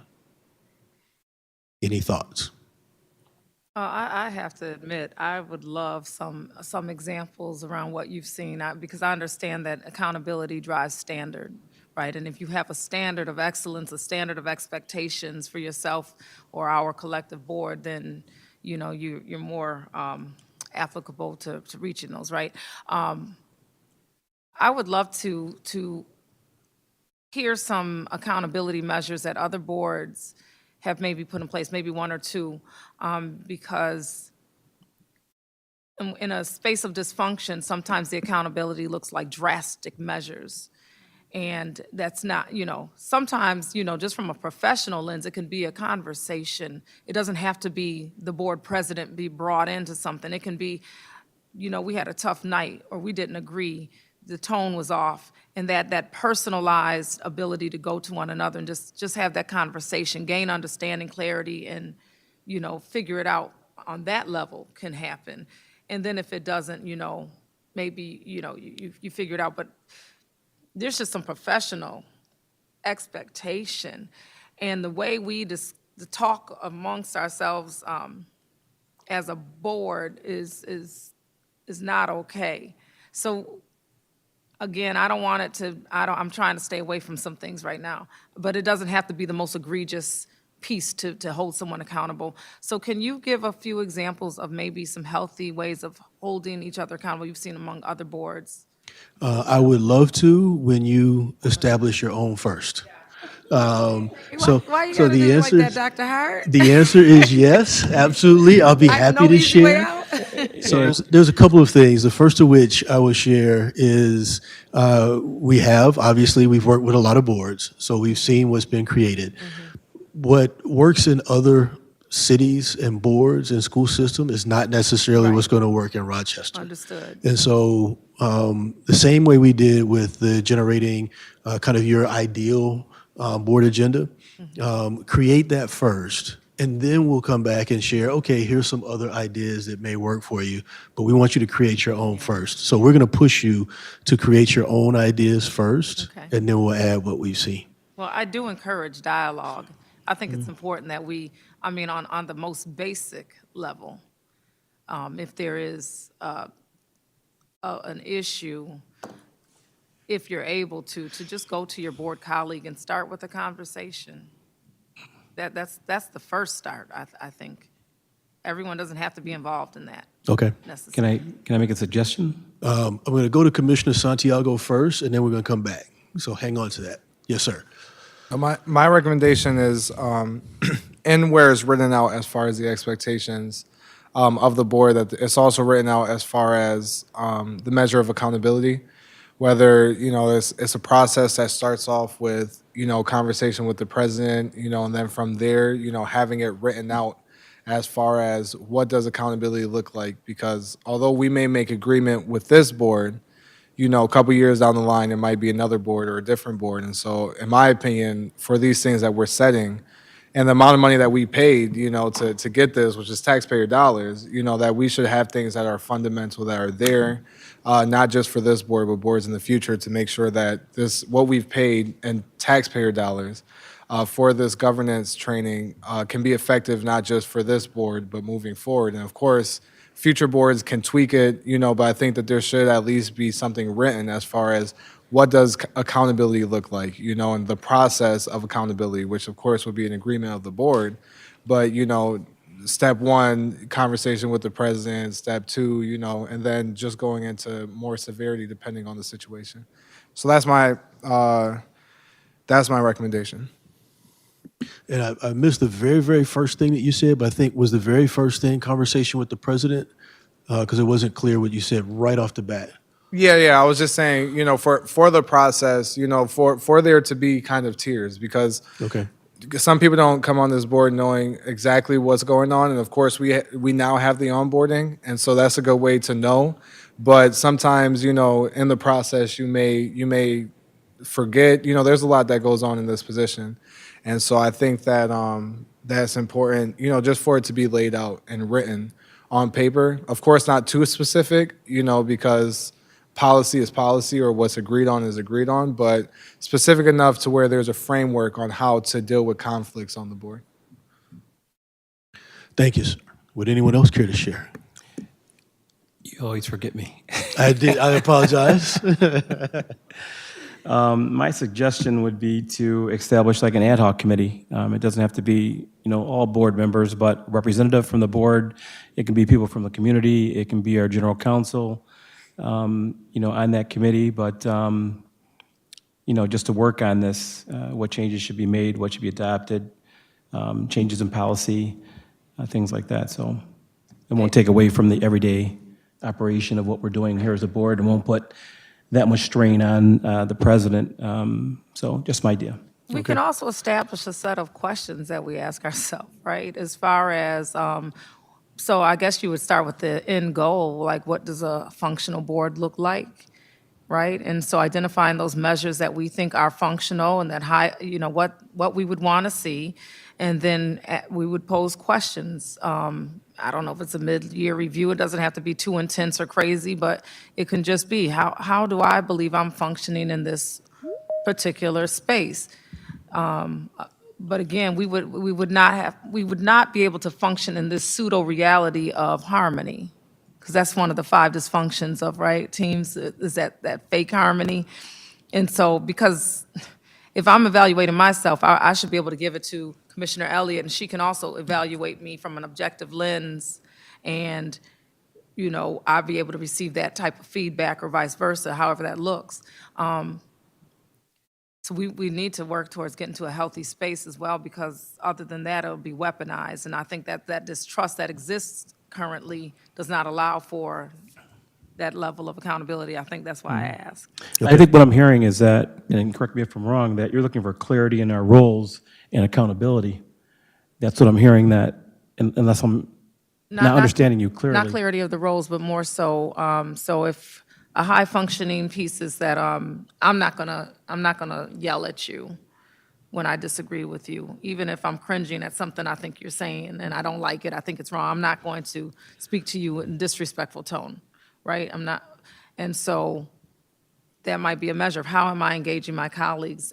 Am I having discourse in a way that's still respectful, right? And then I'm evaluating, I don't know if it's a rating scale, but that's just an example of what I'm. Yeah, I wasn't questioning what you had said. I'm Oh, just trying to my bad. clarify Okay. his question. Mic So he off. said, how will the board self-evaluate and hold each other accountable? So I was trying to respond to that to say, I guess it's a question that, are you trying to say that you're looking for us as a board to clarify our roles when we either respond or don't respond, whether it is governance or management, and what is the accountability if we're going outside those roles to each other as board members? Am I incorrect? Yes, but it is all of it. So it goes back to President Simmons as well. She just used a different example.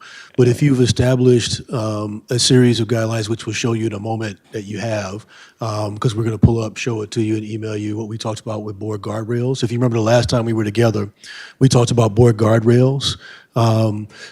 It's one thing to have board guardrails. It's another thing to say, okay, now how are we going to hold each other accountable for adhering to those board guardrails?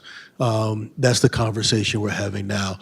And Commissioner Elliott, just to make sure I'm clear, you mentioned that there are policies and protocols in place, and I think Commissioner Simmons, Santiago, you were next as well, so I'll come right back to you. And then we'll wrap up this conversation because we'll share with you two other things, and then we'll call it an evening. But Commissioner Elliott, just so I'm clear, you mentioned that you have protocols in place for communications, things like that. Do you have corresponding protocols for how you hold each other accountable when those protocols are violated? Okay, thank you. Yes, ma'am. Was that super eval that we had that we did not do this board self-evaluation? Most people were not interested in completing that self-evaluation through board eval. Okay. So board self-evaluation is one way. There's other ways. So board self-evaluation is one. We have it built into some of the protocols that we'll share when we're a little further along the line, but it's one way, but it's not the only way. Another one of my recommendations when it comes to the evaluations of the board, after every board meeting, we do have basically a response, a survey, a board survey. And my recommendation would be on that board survey to add in there, today did we focus on our goals? Today did, then have the ranking of highly effective, kind of effective, however that looks. And then, that information can also, throughout the year, it could be put together, and then by the end, we can look at how that looks. And then we can also fill out our own, end of the year or whatever the time is, our own self-evaluation, which covers, throughout this amount of time, have we covered the board goals? Have we stayed in line with our communications, and so those would be my recommendations, is really to have two. We already have the survey after every board meeting that we're supposed to complete. And so I'll just say possibly adding questions on there or taking away some questions and adding different questions that's more focused to the board goals. And I think that would be a good way to do self-evaluation, because then we'll see at the end of the year, if how that looks, and then we can evaluate from there how we move forward. And did we stray from what we agreed to as a body? I will share with you a couple of things as we wrap this up, and we'll share with you the next piece. Cindy, share with you briefly the board guardrails that you shared, our realignment of those guardrails and what we suggested. But you've heard the saying, what gets measured gets done. Creating policies and then not having a follow-up or a way to measure it means that you'll quickly, like you shared earlier, President Simmons, I know it's there, but I'll quickly forget about what's in it, what the protocol says. And you'll notice from this conversation that we've had tonight that each of you has had a different idea about what the response is in different circumstances. This is why we kind of laid out the customer versus owner. But right now, you're not all aligned. And in that misalignment, you're creating confusion among staff, amongst district community members, et cetera. And so as a board, as you begin to have alignment around those, even if it's keeping what you have in place the same, but then revisiting what you have in place and having a way or a mechanism for testing yourselves against those protocols that you have in place will be critical moving forward. So what we will do is ask you to do two things. Share with us what you've written down. We'll go back, take what you've written down, take what you share with us. We will compile it in much the same way we did with what you're going to see on the screen, and then you'll get an email. We'll compile it, and then we'll bring it back to you as suggestions for here's what you said. We'll combine that with the policies that you already have in place, so you'll understand, okay, here's what we had in place, here's what we suggested, here's where some of the gaps are between what we had in place and what we suggested. Any questions about that? No, I just want to acknowledge that it's kind of like practicing what you preach as well, because oftentimes from the dais, we're asking questions of the administration, and we're saying, tell us how you're getting that, how are you monitoring that, how are you checking for that?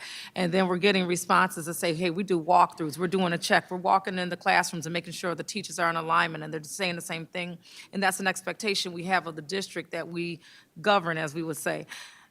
And so why would we not have the same expectations for ourselves? So I like that. That's where we're headed. But as mentioned, we're going to step it. So we're also going to step up what we do. So we're going to ask more of you in the coming weeks than we have. But at the end, the other thing I want to remind you of is we mentioned that this process was a 2-year process at the start. So we share with you, this is a 2-year process. It's not all going to happen overnight. And you're also not going to snap your fingers and function in a different way right away. And so we're taking you through a process on purpose because we want you to own the process. It's the same reason I said I'm not going to give you the answers that other school board members have implemented, because you won't own it in the same way as if you craft it and develop it on your own. But we will give you advice as you go through. So we'll talk about 2 other things, and then we'll wrap up for the evening. So this will be brief. Okay, so what's up on the screen right now? If you recall, we did a similar brainstorming session a couple meetings ago when Ray and I were here, where we took notes and came. You all had chart paper and were in small groups. We had consensus board guardrail topics, which was spending no less than X% of meeting time on student outcome goals, and then needing to have a common understanding of what student outcomes focus is. 2, something to encompass respect, honesty, trustworthiness, professionalism, and decorum. And 3, overstepping via interaction with staff and administration. Then what we said we would do is take those and synthesize them into some board guardrails, which is what we did and what you see up here on the screen, and what you'll be able to consider adopting. And the way we worded that was that the board shall operate within the board's role as a governing body corporate, the RCSD board bylaws and adopted protocols for communication between Board of Education commissioners and board staff, superintendent, and administrative staff, because that's what you have in the moment. The board, either collectively or through the actions of individual board members, shall not invest less than 50% of its minutes each month into monitoring student outcome goals. We landed on 50% because that is the number that shows mastery of student outcomes focus in your student outcomes focus governance manual. Perform or appear to perform any of the responsibilities delegated to the superintendent, including in interactions with staff and outside individuals, groups, and/or other entities. And finally, the one about to encompass respect, honesty, trustworthiness, professionalism, and decorum. What we put was violate board-adopted school culture and climate policy as described in the Rochester City School District Code of Conduct, Policy 1400, page 5, which you have identified as school culture and climate, to whom, when, and where this code applies, promoting positive student behavior. So you have a really robust expectation for how your students behave and how they interact with each other. And what this says is you're committing to act the same way. And so that is, that seemed like a really simple way to encompass that with something that you already have and that you're expecting of your students. And that, so those are the recommendations or the draft language, I guess, for your board guardrails.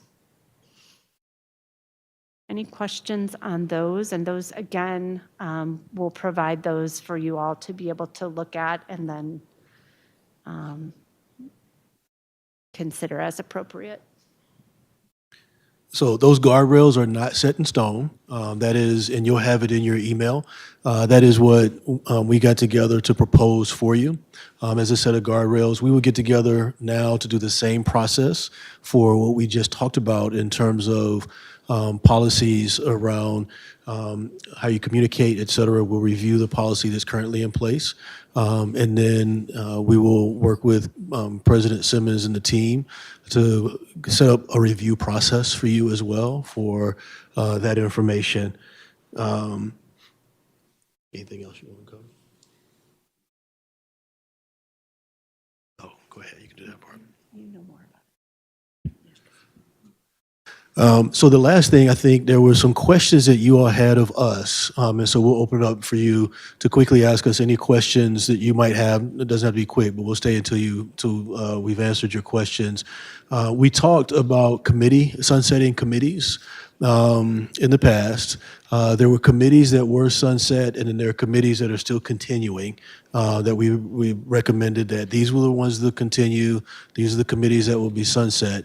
Questions about that process, questions for us about next steps with that process. So if there were some misunderstandings or things that we need to clarify about the committee process, the committee setting process, we'll address those. My concern is that when we set a committee, I want to reflect on prior, from my understanding. And when we have like the MWBE, that was one of something that we had within the district.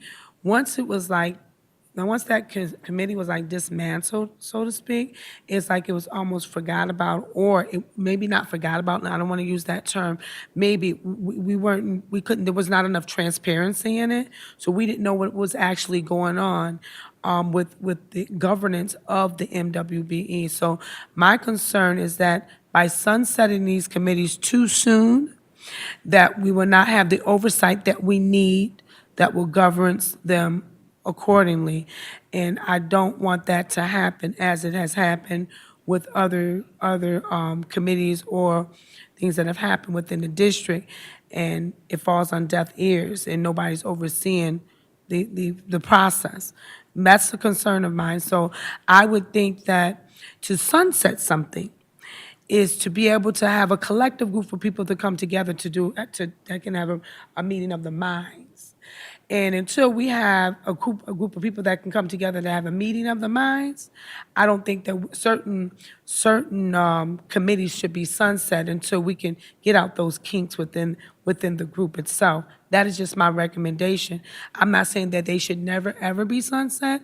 I'm just saying that we have a lot to work together as a team, as a group. No, we're not going to always agree, but I think right now it's just a little too soon to sunset something, especially like policy and ESA at this time, until we can get all these, get all the rest of the kinks out in the group, which I believe we can do. I believe we can come to that point, but I just don't think it's now. So I think a couple of things. The first of which is you mentioned at the end policy, ESA. Just want to clarify that we're not sunsetting those and agreed not to. Essentially, the ones that we did as a question. Okay, thank you. The ones that we did agree to sunset, if I'm not mistaken, there's a couple of things that we talked about. The first of which is as the district begins to sunset some of the committees, the information that was there, the question that we asked is, can that be presented to board members in a different way when requested? So you mentioned one that wasn't one of the ones we reviewed, but as a board member, at any point you can make a motion to have the district share with the board in either in smaller groups as a full board as a whole. Share with the board information or updates on things that you might request. We're going to start to shift you more to having more conversations, not just about other things, but mostly about student outcomes. But it still doesn't preclude you as a board member from requesting a vote of the board to get an update on anything that might be of interest. So that's one thing. The second thing is, again, raising with your colleagues on the board if there's something that you need updates on from the superintendent's team, making a request for those is always so we're not in sunsetting the committees, we don't want to take anything away from your ability to get the information that you need as a board member. However, we do want to make sure that those in sunsetting those committees, you aren't spending time doing things that are management issues, that you're doing things as a board that are focused on ownership issues. So even though you might get an update, let's say on transportation, that you're not creating a committee that is always asking about transportation every month. Right. And that's the critical issue. Does that make sense? Yes, it does. Thank you, Okay. Dr. Hart. Quick question. So I know that there were some committees we sunset expeditiously, like we were like, they're sunset. And then there are committees, as you said, some that were not sunset, and then they are looking at a July 1 sunset date. Am I correct in that? I would say whenever you're ready. So I wouldn't necessarily When put did you- a date on it. The reason I would share that is, one, and I'll use education as an example. I think as we start to transition the conversation around student outcomes, understanding regular reports around progress towards your goals, which was the question that Commissioner Elliott asked in the last meeting, I think you'll find that information gives you what you need, and then you can begin to think about, okay, can we sunset this committee because this work has now been transitioned to a different venue? Does that make sense? Yes, I definitely can respect sunsetting and it's really a matter of restructuring the committees and how they look in a work session. I do have a question around, for example, the ESA committee, for example. If we were to sunset that, there were parents who enjoyed the opportunity to engage in that committee, learn from it, and they felt it was helpful. And although this committee could be sunset, is there an opportunity to ensure parents are still somehow involved in work sessions or learning alongside us? And, I would want to figure out how to structure them in a way that isn't cumbersome, but helpful to the community as well as us as a board in getting that perspective. That's why I was suggesting earlier I wouldn't put a timeline on the sunsetting. And I also, you've done 3, I believe it was 3, kept 3. I wouldn't put a timeline on them, but understanding that as your board work begins to shift, making sure you incorporate some of those ideas that you just shared so that before you sunset the committee, you know that it is still that you're still accomplishing as a board all the things for both you, the community, the parents, that you felt you were getting out of the old system in a new system.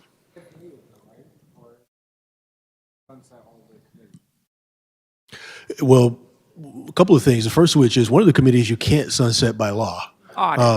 So you're not going to sunset all the committees. Secondly, you may reach the conclusion that, and I can tell you we'll coach you away from this, but you may reach the conclusion, no, we can't really sunset this committee, so ESA, we can't sunset this, let's keep it.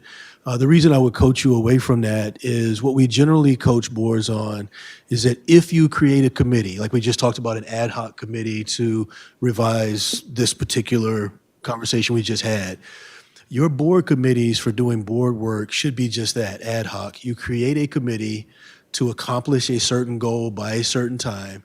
When that goal is accomplished, you sunset that committee. So all of your committees, with the exception of the one that's required by law, they should be set up to accomplish a particular goal. Once that goal is accomplished, you don't create a committee that goes on for forever. That's just a standing committee because you want it to do something that's related to board work. And once that something is accomplished, you'll sunset that ad hoc committee. That is ideally how you want to use committees. You may not reach that conclusion. It's not our decision for how you decide to do that because it's what works best for Rochester. Commissioner LeBron Harris? Yeah, I just, one, I'm ready to sunset committees, but two, we've had ad hoc committees for that purpose, and I just want to point out, like, the code of conduct literally was based out of one necessity for the board and the district to have a set of standards that was universal across the district, but there was an ad hoc committee that sort of, and that occasionally will still come together, even though they are not meeting every month, right? So it's sort of, they will review as yearly as things come up or make additional recommendations. We've had a variety of those types of setups. But I do want to point out that we've also allowed parents to come in and serve and be a part of the work session conversations, depending on the topic. So I do not want anyone in the community listening thinking that if we sunset these committees, that there won't be opportunities for parents to be a part of it. So if we sunset policy, we're still going to have to address policies as time goes on. Do we need a policy committee? No, we're reviewing a bunch of policies. We literally could do that in one meeting because there's not many changes. And when there are changes, legal comes and lets us know, hey, the law changed, the policy has to change. This is when you got to vote on that. But that leaves the door open, in my opinion, to have parents who are interested in policy conversations to be the liaison for those conversations to come in, because we do have a protocol in place as well for how parents join these committees and having them connected to our other parent groups so that they're also liaisoning not only between us, but those parent groups about these conversations.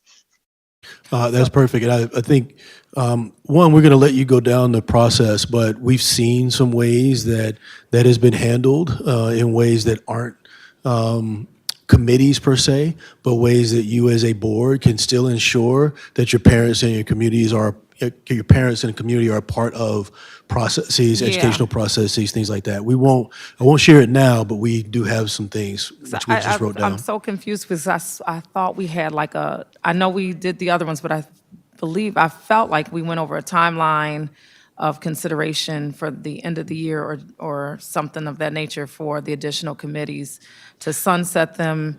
And it was a matter of, we sunset some up front, and most of us that were amenable to sunsetting in that moment kind of said so. And then we continued with the others, and we were going to look at or revisit the plan for sunsetting them by the end of the year. End of the school year? End of this school year. Okay. Yeah, that was the understanding. Clerk Nguyen, if you can redirect, maybe you have different notes, but. It was that you all would come back together to make a decision, but at that time, back in October, that you only wanted to sunset those 3 committees by the January start of the year. Yeah, so I'm comfortable in take the guidance of CGCS on sunsetting committees with the to Commissioner Griffin's point. You know, there's things that we want to make sure we don't lose in that. How do we restructure them to ensure we don't lose those pieces? How do we restructure to ensure, as Commissioner LeBron stated, we continue with the parent voice? But outside of that, I'm amenable to following your guidance.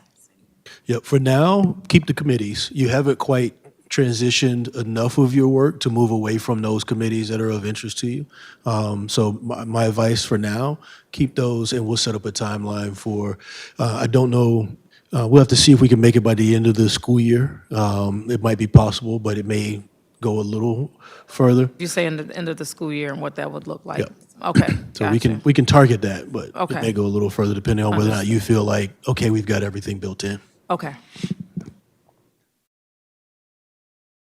Any other questions about the committee process?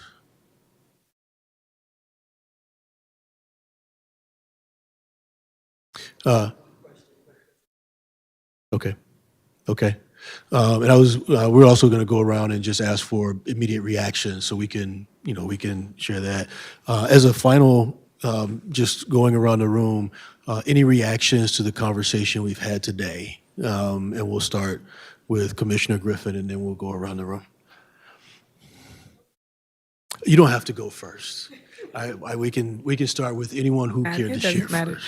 No, I really enjoyed the conversation. I think it was very enlightening. I think that we are moving in a step in the right direction, and I look forward to seeing you guys again to get us on the road to recovery from the damage of what we have as a group, to making it so that we can work together on a common ground to do what we need to do for the children. So I appreciate you guys. Thank you.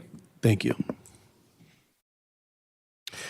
No, just thank you for the training. Thank you for your professionalism on, both your ends. I love working with you, and I worked with you for a year, so out in California, but it's nice to see it working, so thank you for being here, and thank you for just training us.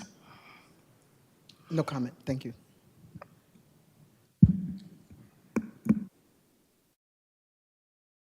I just continue to appreciate the intentional dialogue that needs to happen so that any superintendent that is in this seat is able to focus on the teaching and learning of the district.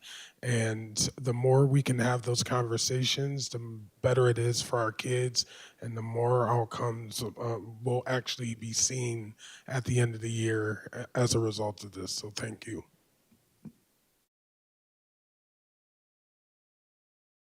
Yes, thank you very much for your guidance, your patience with us. I know you mentioned that as we go through this process, we might not like you at some point, right? Because we're going to be challenged to dive into things that we may not want to or feel that we're ready for. But I do believe, as Dr. Strickland stated, our children will be better as a result of what we learn through this structure. So stick beside us. We will. Okay. Thank you again for meeting with us. I hope that we can meet more often. I think sometimes things get lost in translation along the way as we try to govern the district, as well as learn all of this at the same time. So just having that more frequent opportunities to discuss all of this together would be helpful, I know, for me, because we are learning all of this as we go. We're building the plane as we go. But I think any opportunity that we have as a board to get to a place where we can actually begin having meaningful discussions about student progress in this district is going to be helpful and is going to help move all of our students forward. But we've got to get to that place where we can have those actual conversations about the data instead of about each other or other topics. So I'm looking forward to continuing this work. Thank you.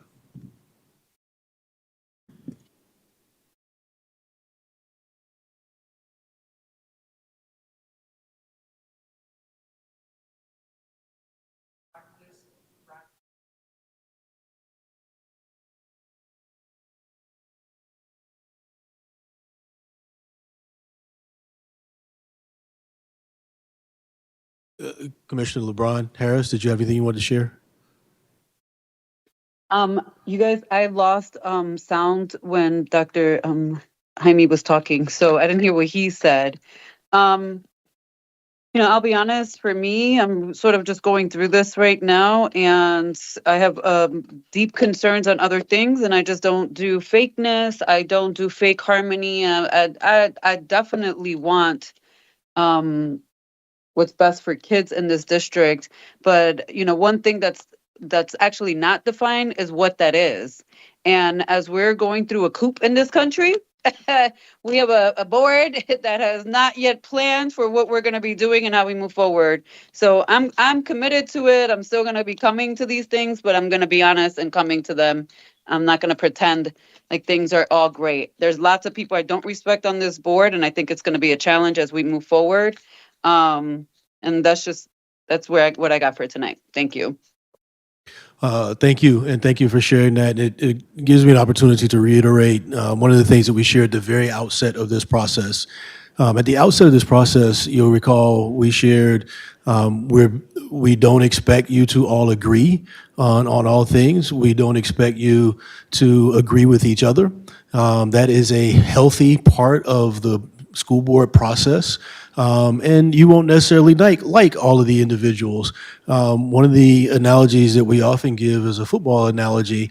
The Kansas City Chiefs is a prime example. They lost this Super Bowl, but they won 2 prior to that.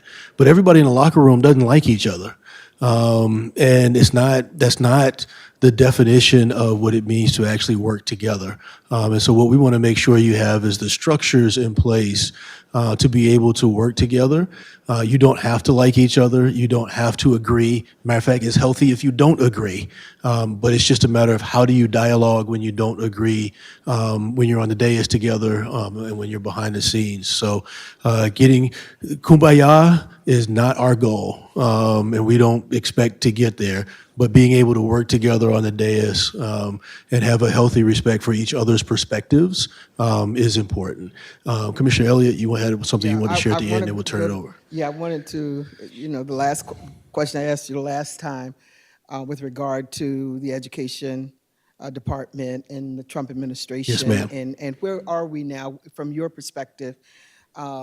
Because he's done a number of things right now in terms of the reduction of staff and what have you. So what are you hearing on that level? So there's a lot. I'll answer kind of several things. The first of which is in terms of support for the district. The Department of Education and the Secretary of Education, who just stepped in a couple of weeks ago, has indicated that things will flow to your districts the way they always have in terms of Title I funding, your federal programs, et cetera. What I will share is that the changes that they've made at the department recently will have downstream impacts. For example, one of the offices where the staff were eliminated, which our districts have relied on heavily, is the Office of English Language Learner, English Language Acquisition. That office provided, for example, toolkits, best practices for a number of our districts. You may not know, we only have 78 districts. There are about 15,000 districts in the country. So we're a very small percentage of that. But 1 in 4 English language learners is in our districts.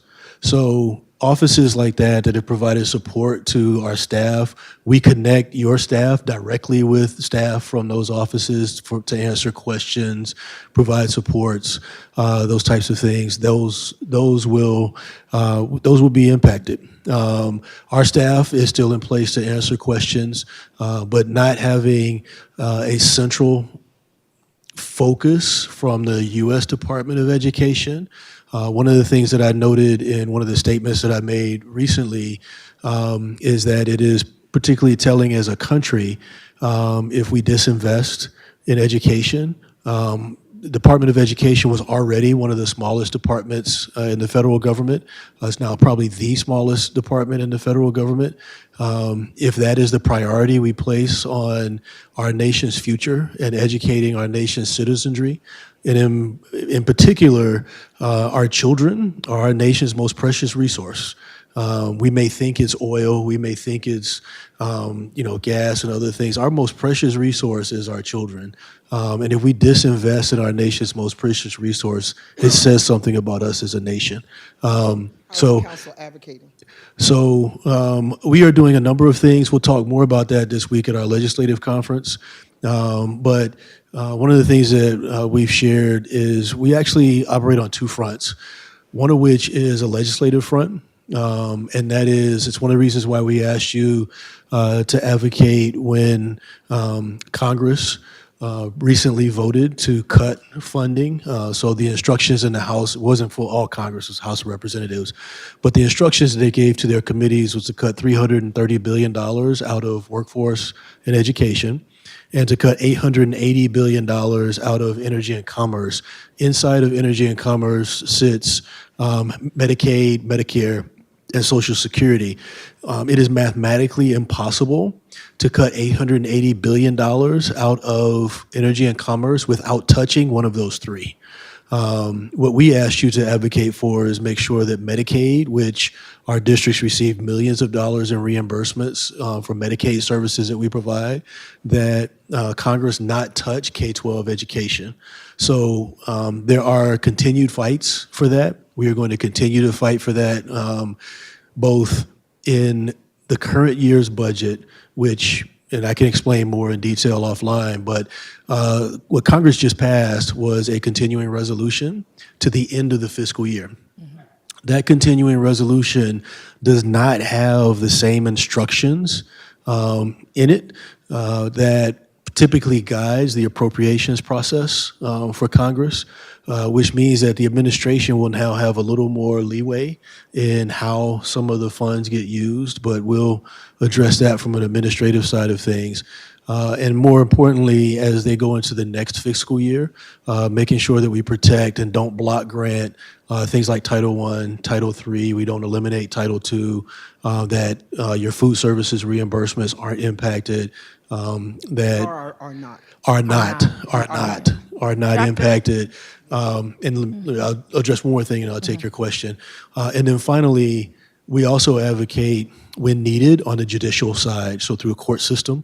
So we actually have been in contact with other agencies, lots of different law firms. I can give you a whole list of them on things that we recognize will directly impact you, that the administration has changed relative to staffing, funding, grants, not just grants for you, but grants to universities. So there's some grants to universities that have impacted the number of special education teachers you have in your districts, because the grant was to a university, but it actually funded special education teachers in some of our districts. So when the inclusion grant was blocked because it had language like inclusion, it actually pulled monies that were supporting inclusion teachers in classrooms. So we've addressed that on the judicial side. So there's a number of different things. Yes, just I a last wanted question. to, Let me okay, just this, finish. I'll let you have this last one. Just in reference to our budget, do we have to be concerned about as we prepare our budget for the next school year from the federal side? Because you were just saying that the title funding won't be cut, at least for this year. I didn't say it won't be cut. Oh, okay. I say we're fighting to make sure it's not cut. And I think your so- guidance is helpful, and no, I'm can finish my sentence. Were you not done, sir? Were you not done? If you want me to respond to that question. Okay, I'm sorry, I didn't thought you were finished. So my suggestion to you would be not to change your budgets going into next year, but recognizing that on September 30th is when this fiscal year ends. You've already got funding so your funding for this fiscal year has already been drawn down. Your state has already drawn down your Title I funding. You may not, as a district, have drawn down all of that, but the state has drawn down Title I funding, et cetera. For next fiscal year, which starts October 1st, the current continuing resolution that was just passed last week, it actually funds next fiscal year.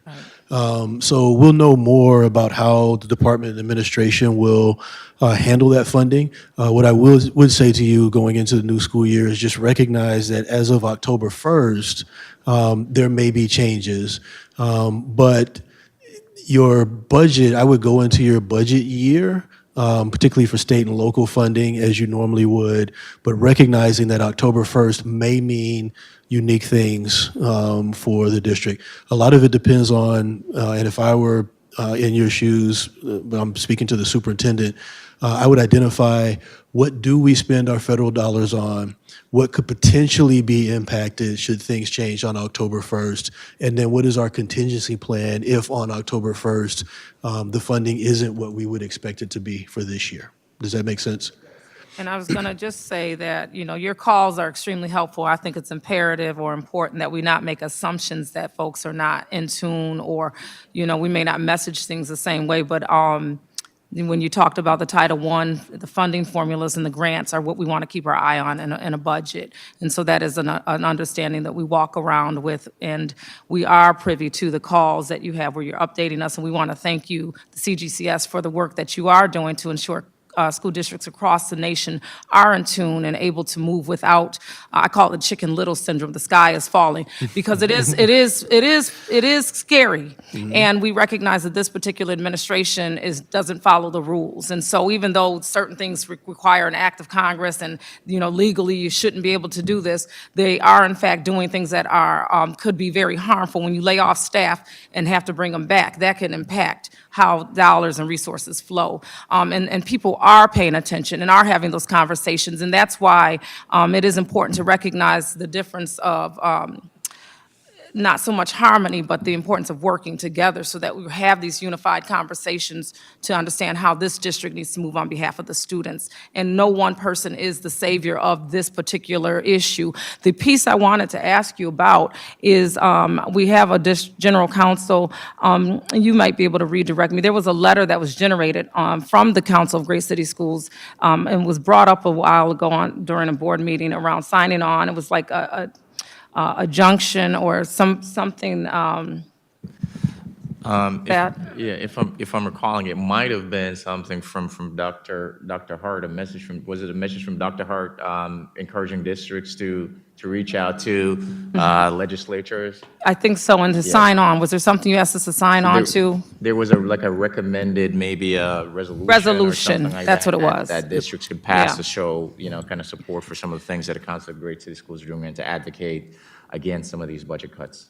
Okay. That is, it is totally a local decision, so it's totally up to you. Anything we share with you is always a local decision.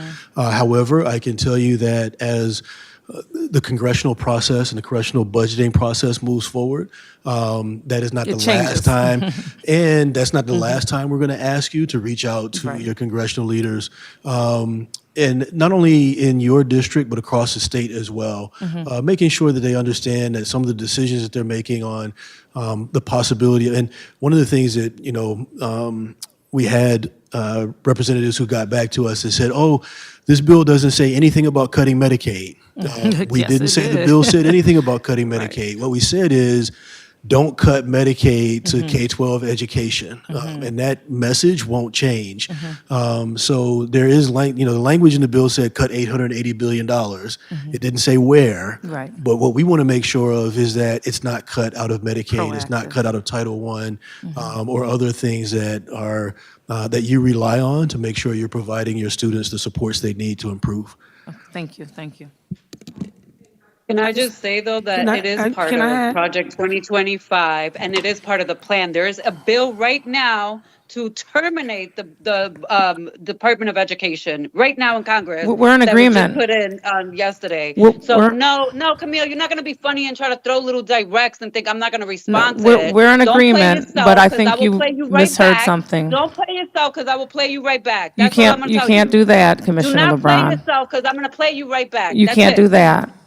Yeah, can't I do- am. I'm you doing can't it do right that. now. You're not going to, you're not doing anything as the board president. Families have no idea what's coming down the pipeline and how it's going to You- impact them. maybe if you had a and your board have conversation, done we can have nothing that. To educate families about the impact That's not going to happen true. to them. That's not true, That is Commissioner true. LeBron. Tell the community right now, Camille, what's the district's plan? What's the board's plan to address families and prepare them for what's coming? First and Go ahead, I'm waiting. foremost, Give me first- one thing. First and Give me one thing, foremost, Camille. there have been Give me one thing. there's been community conversations. Second of all, I don't owe you that You've had explanation. community conversations with what families? Do families have safety plans and they're prepared? Do No. I do that as a Thank you. commissioner, or You're do having we do same that as a community conversations district? I'm having. You're going to the Urban League and talking with Morelli. So am I. So what? The Urban You're League, the what are board you talking president, and about? you are right now. You have the board lead with your little minions. With your little minions, y'all got to figure out No. how to communicate to families You're- the impact you're that actually absolutely incorrect. is going to happen to them. 150,000 families in Monroe County are going to lose Medicaid. So, They're going to lose Commissioner, Medicaid. That includes our families too, Camille. Well, they're Get not it cutting the together. mic. They don't tend to That's cut not it. fucking saying no damn Chicken Little. Get it together. Okay, well, Commissioner LeBron, I appreciate your comments. You're incorrect. Those are assumptions on your part, and when you're ready to have a conversation, I would Where love to is the have one. plan? Show it to the So, community. in the Show it to families. meantime, Camille, go ahead. Show it to I'm going to families ask that then. you cut the mic. I don't know what they need to do, but this isn't appropriate. You have no plan. We can adjourn the meeting? Okay. Well, we can do that, and then we can talk when you're ready. Have a good day.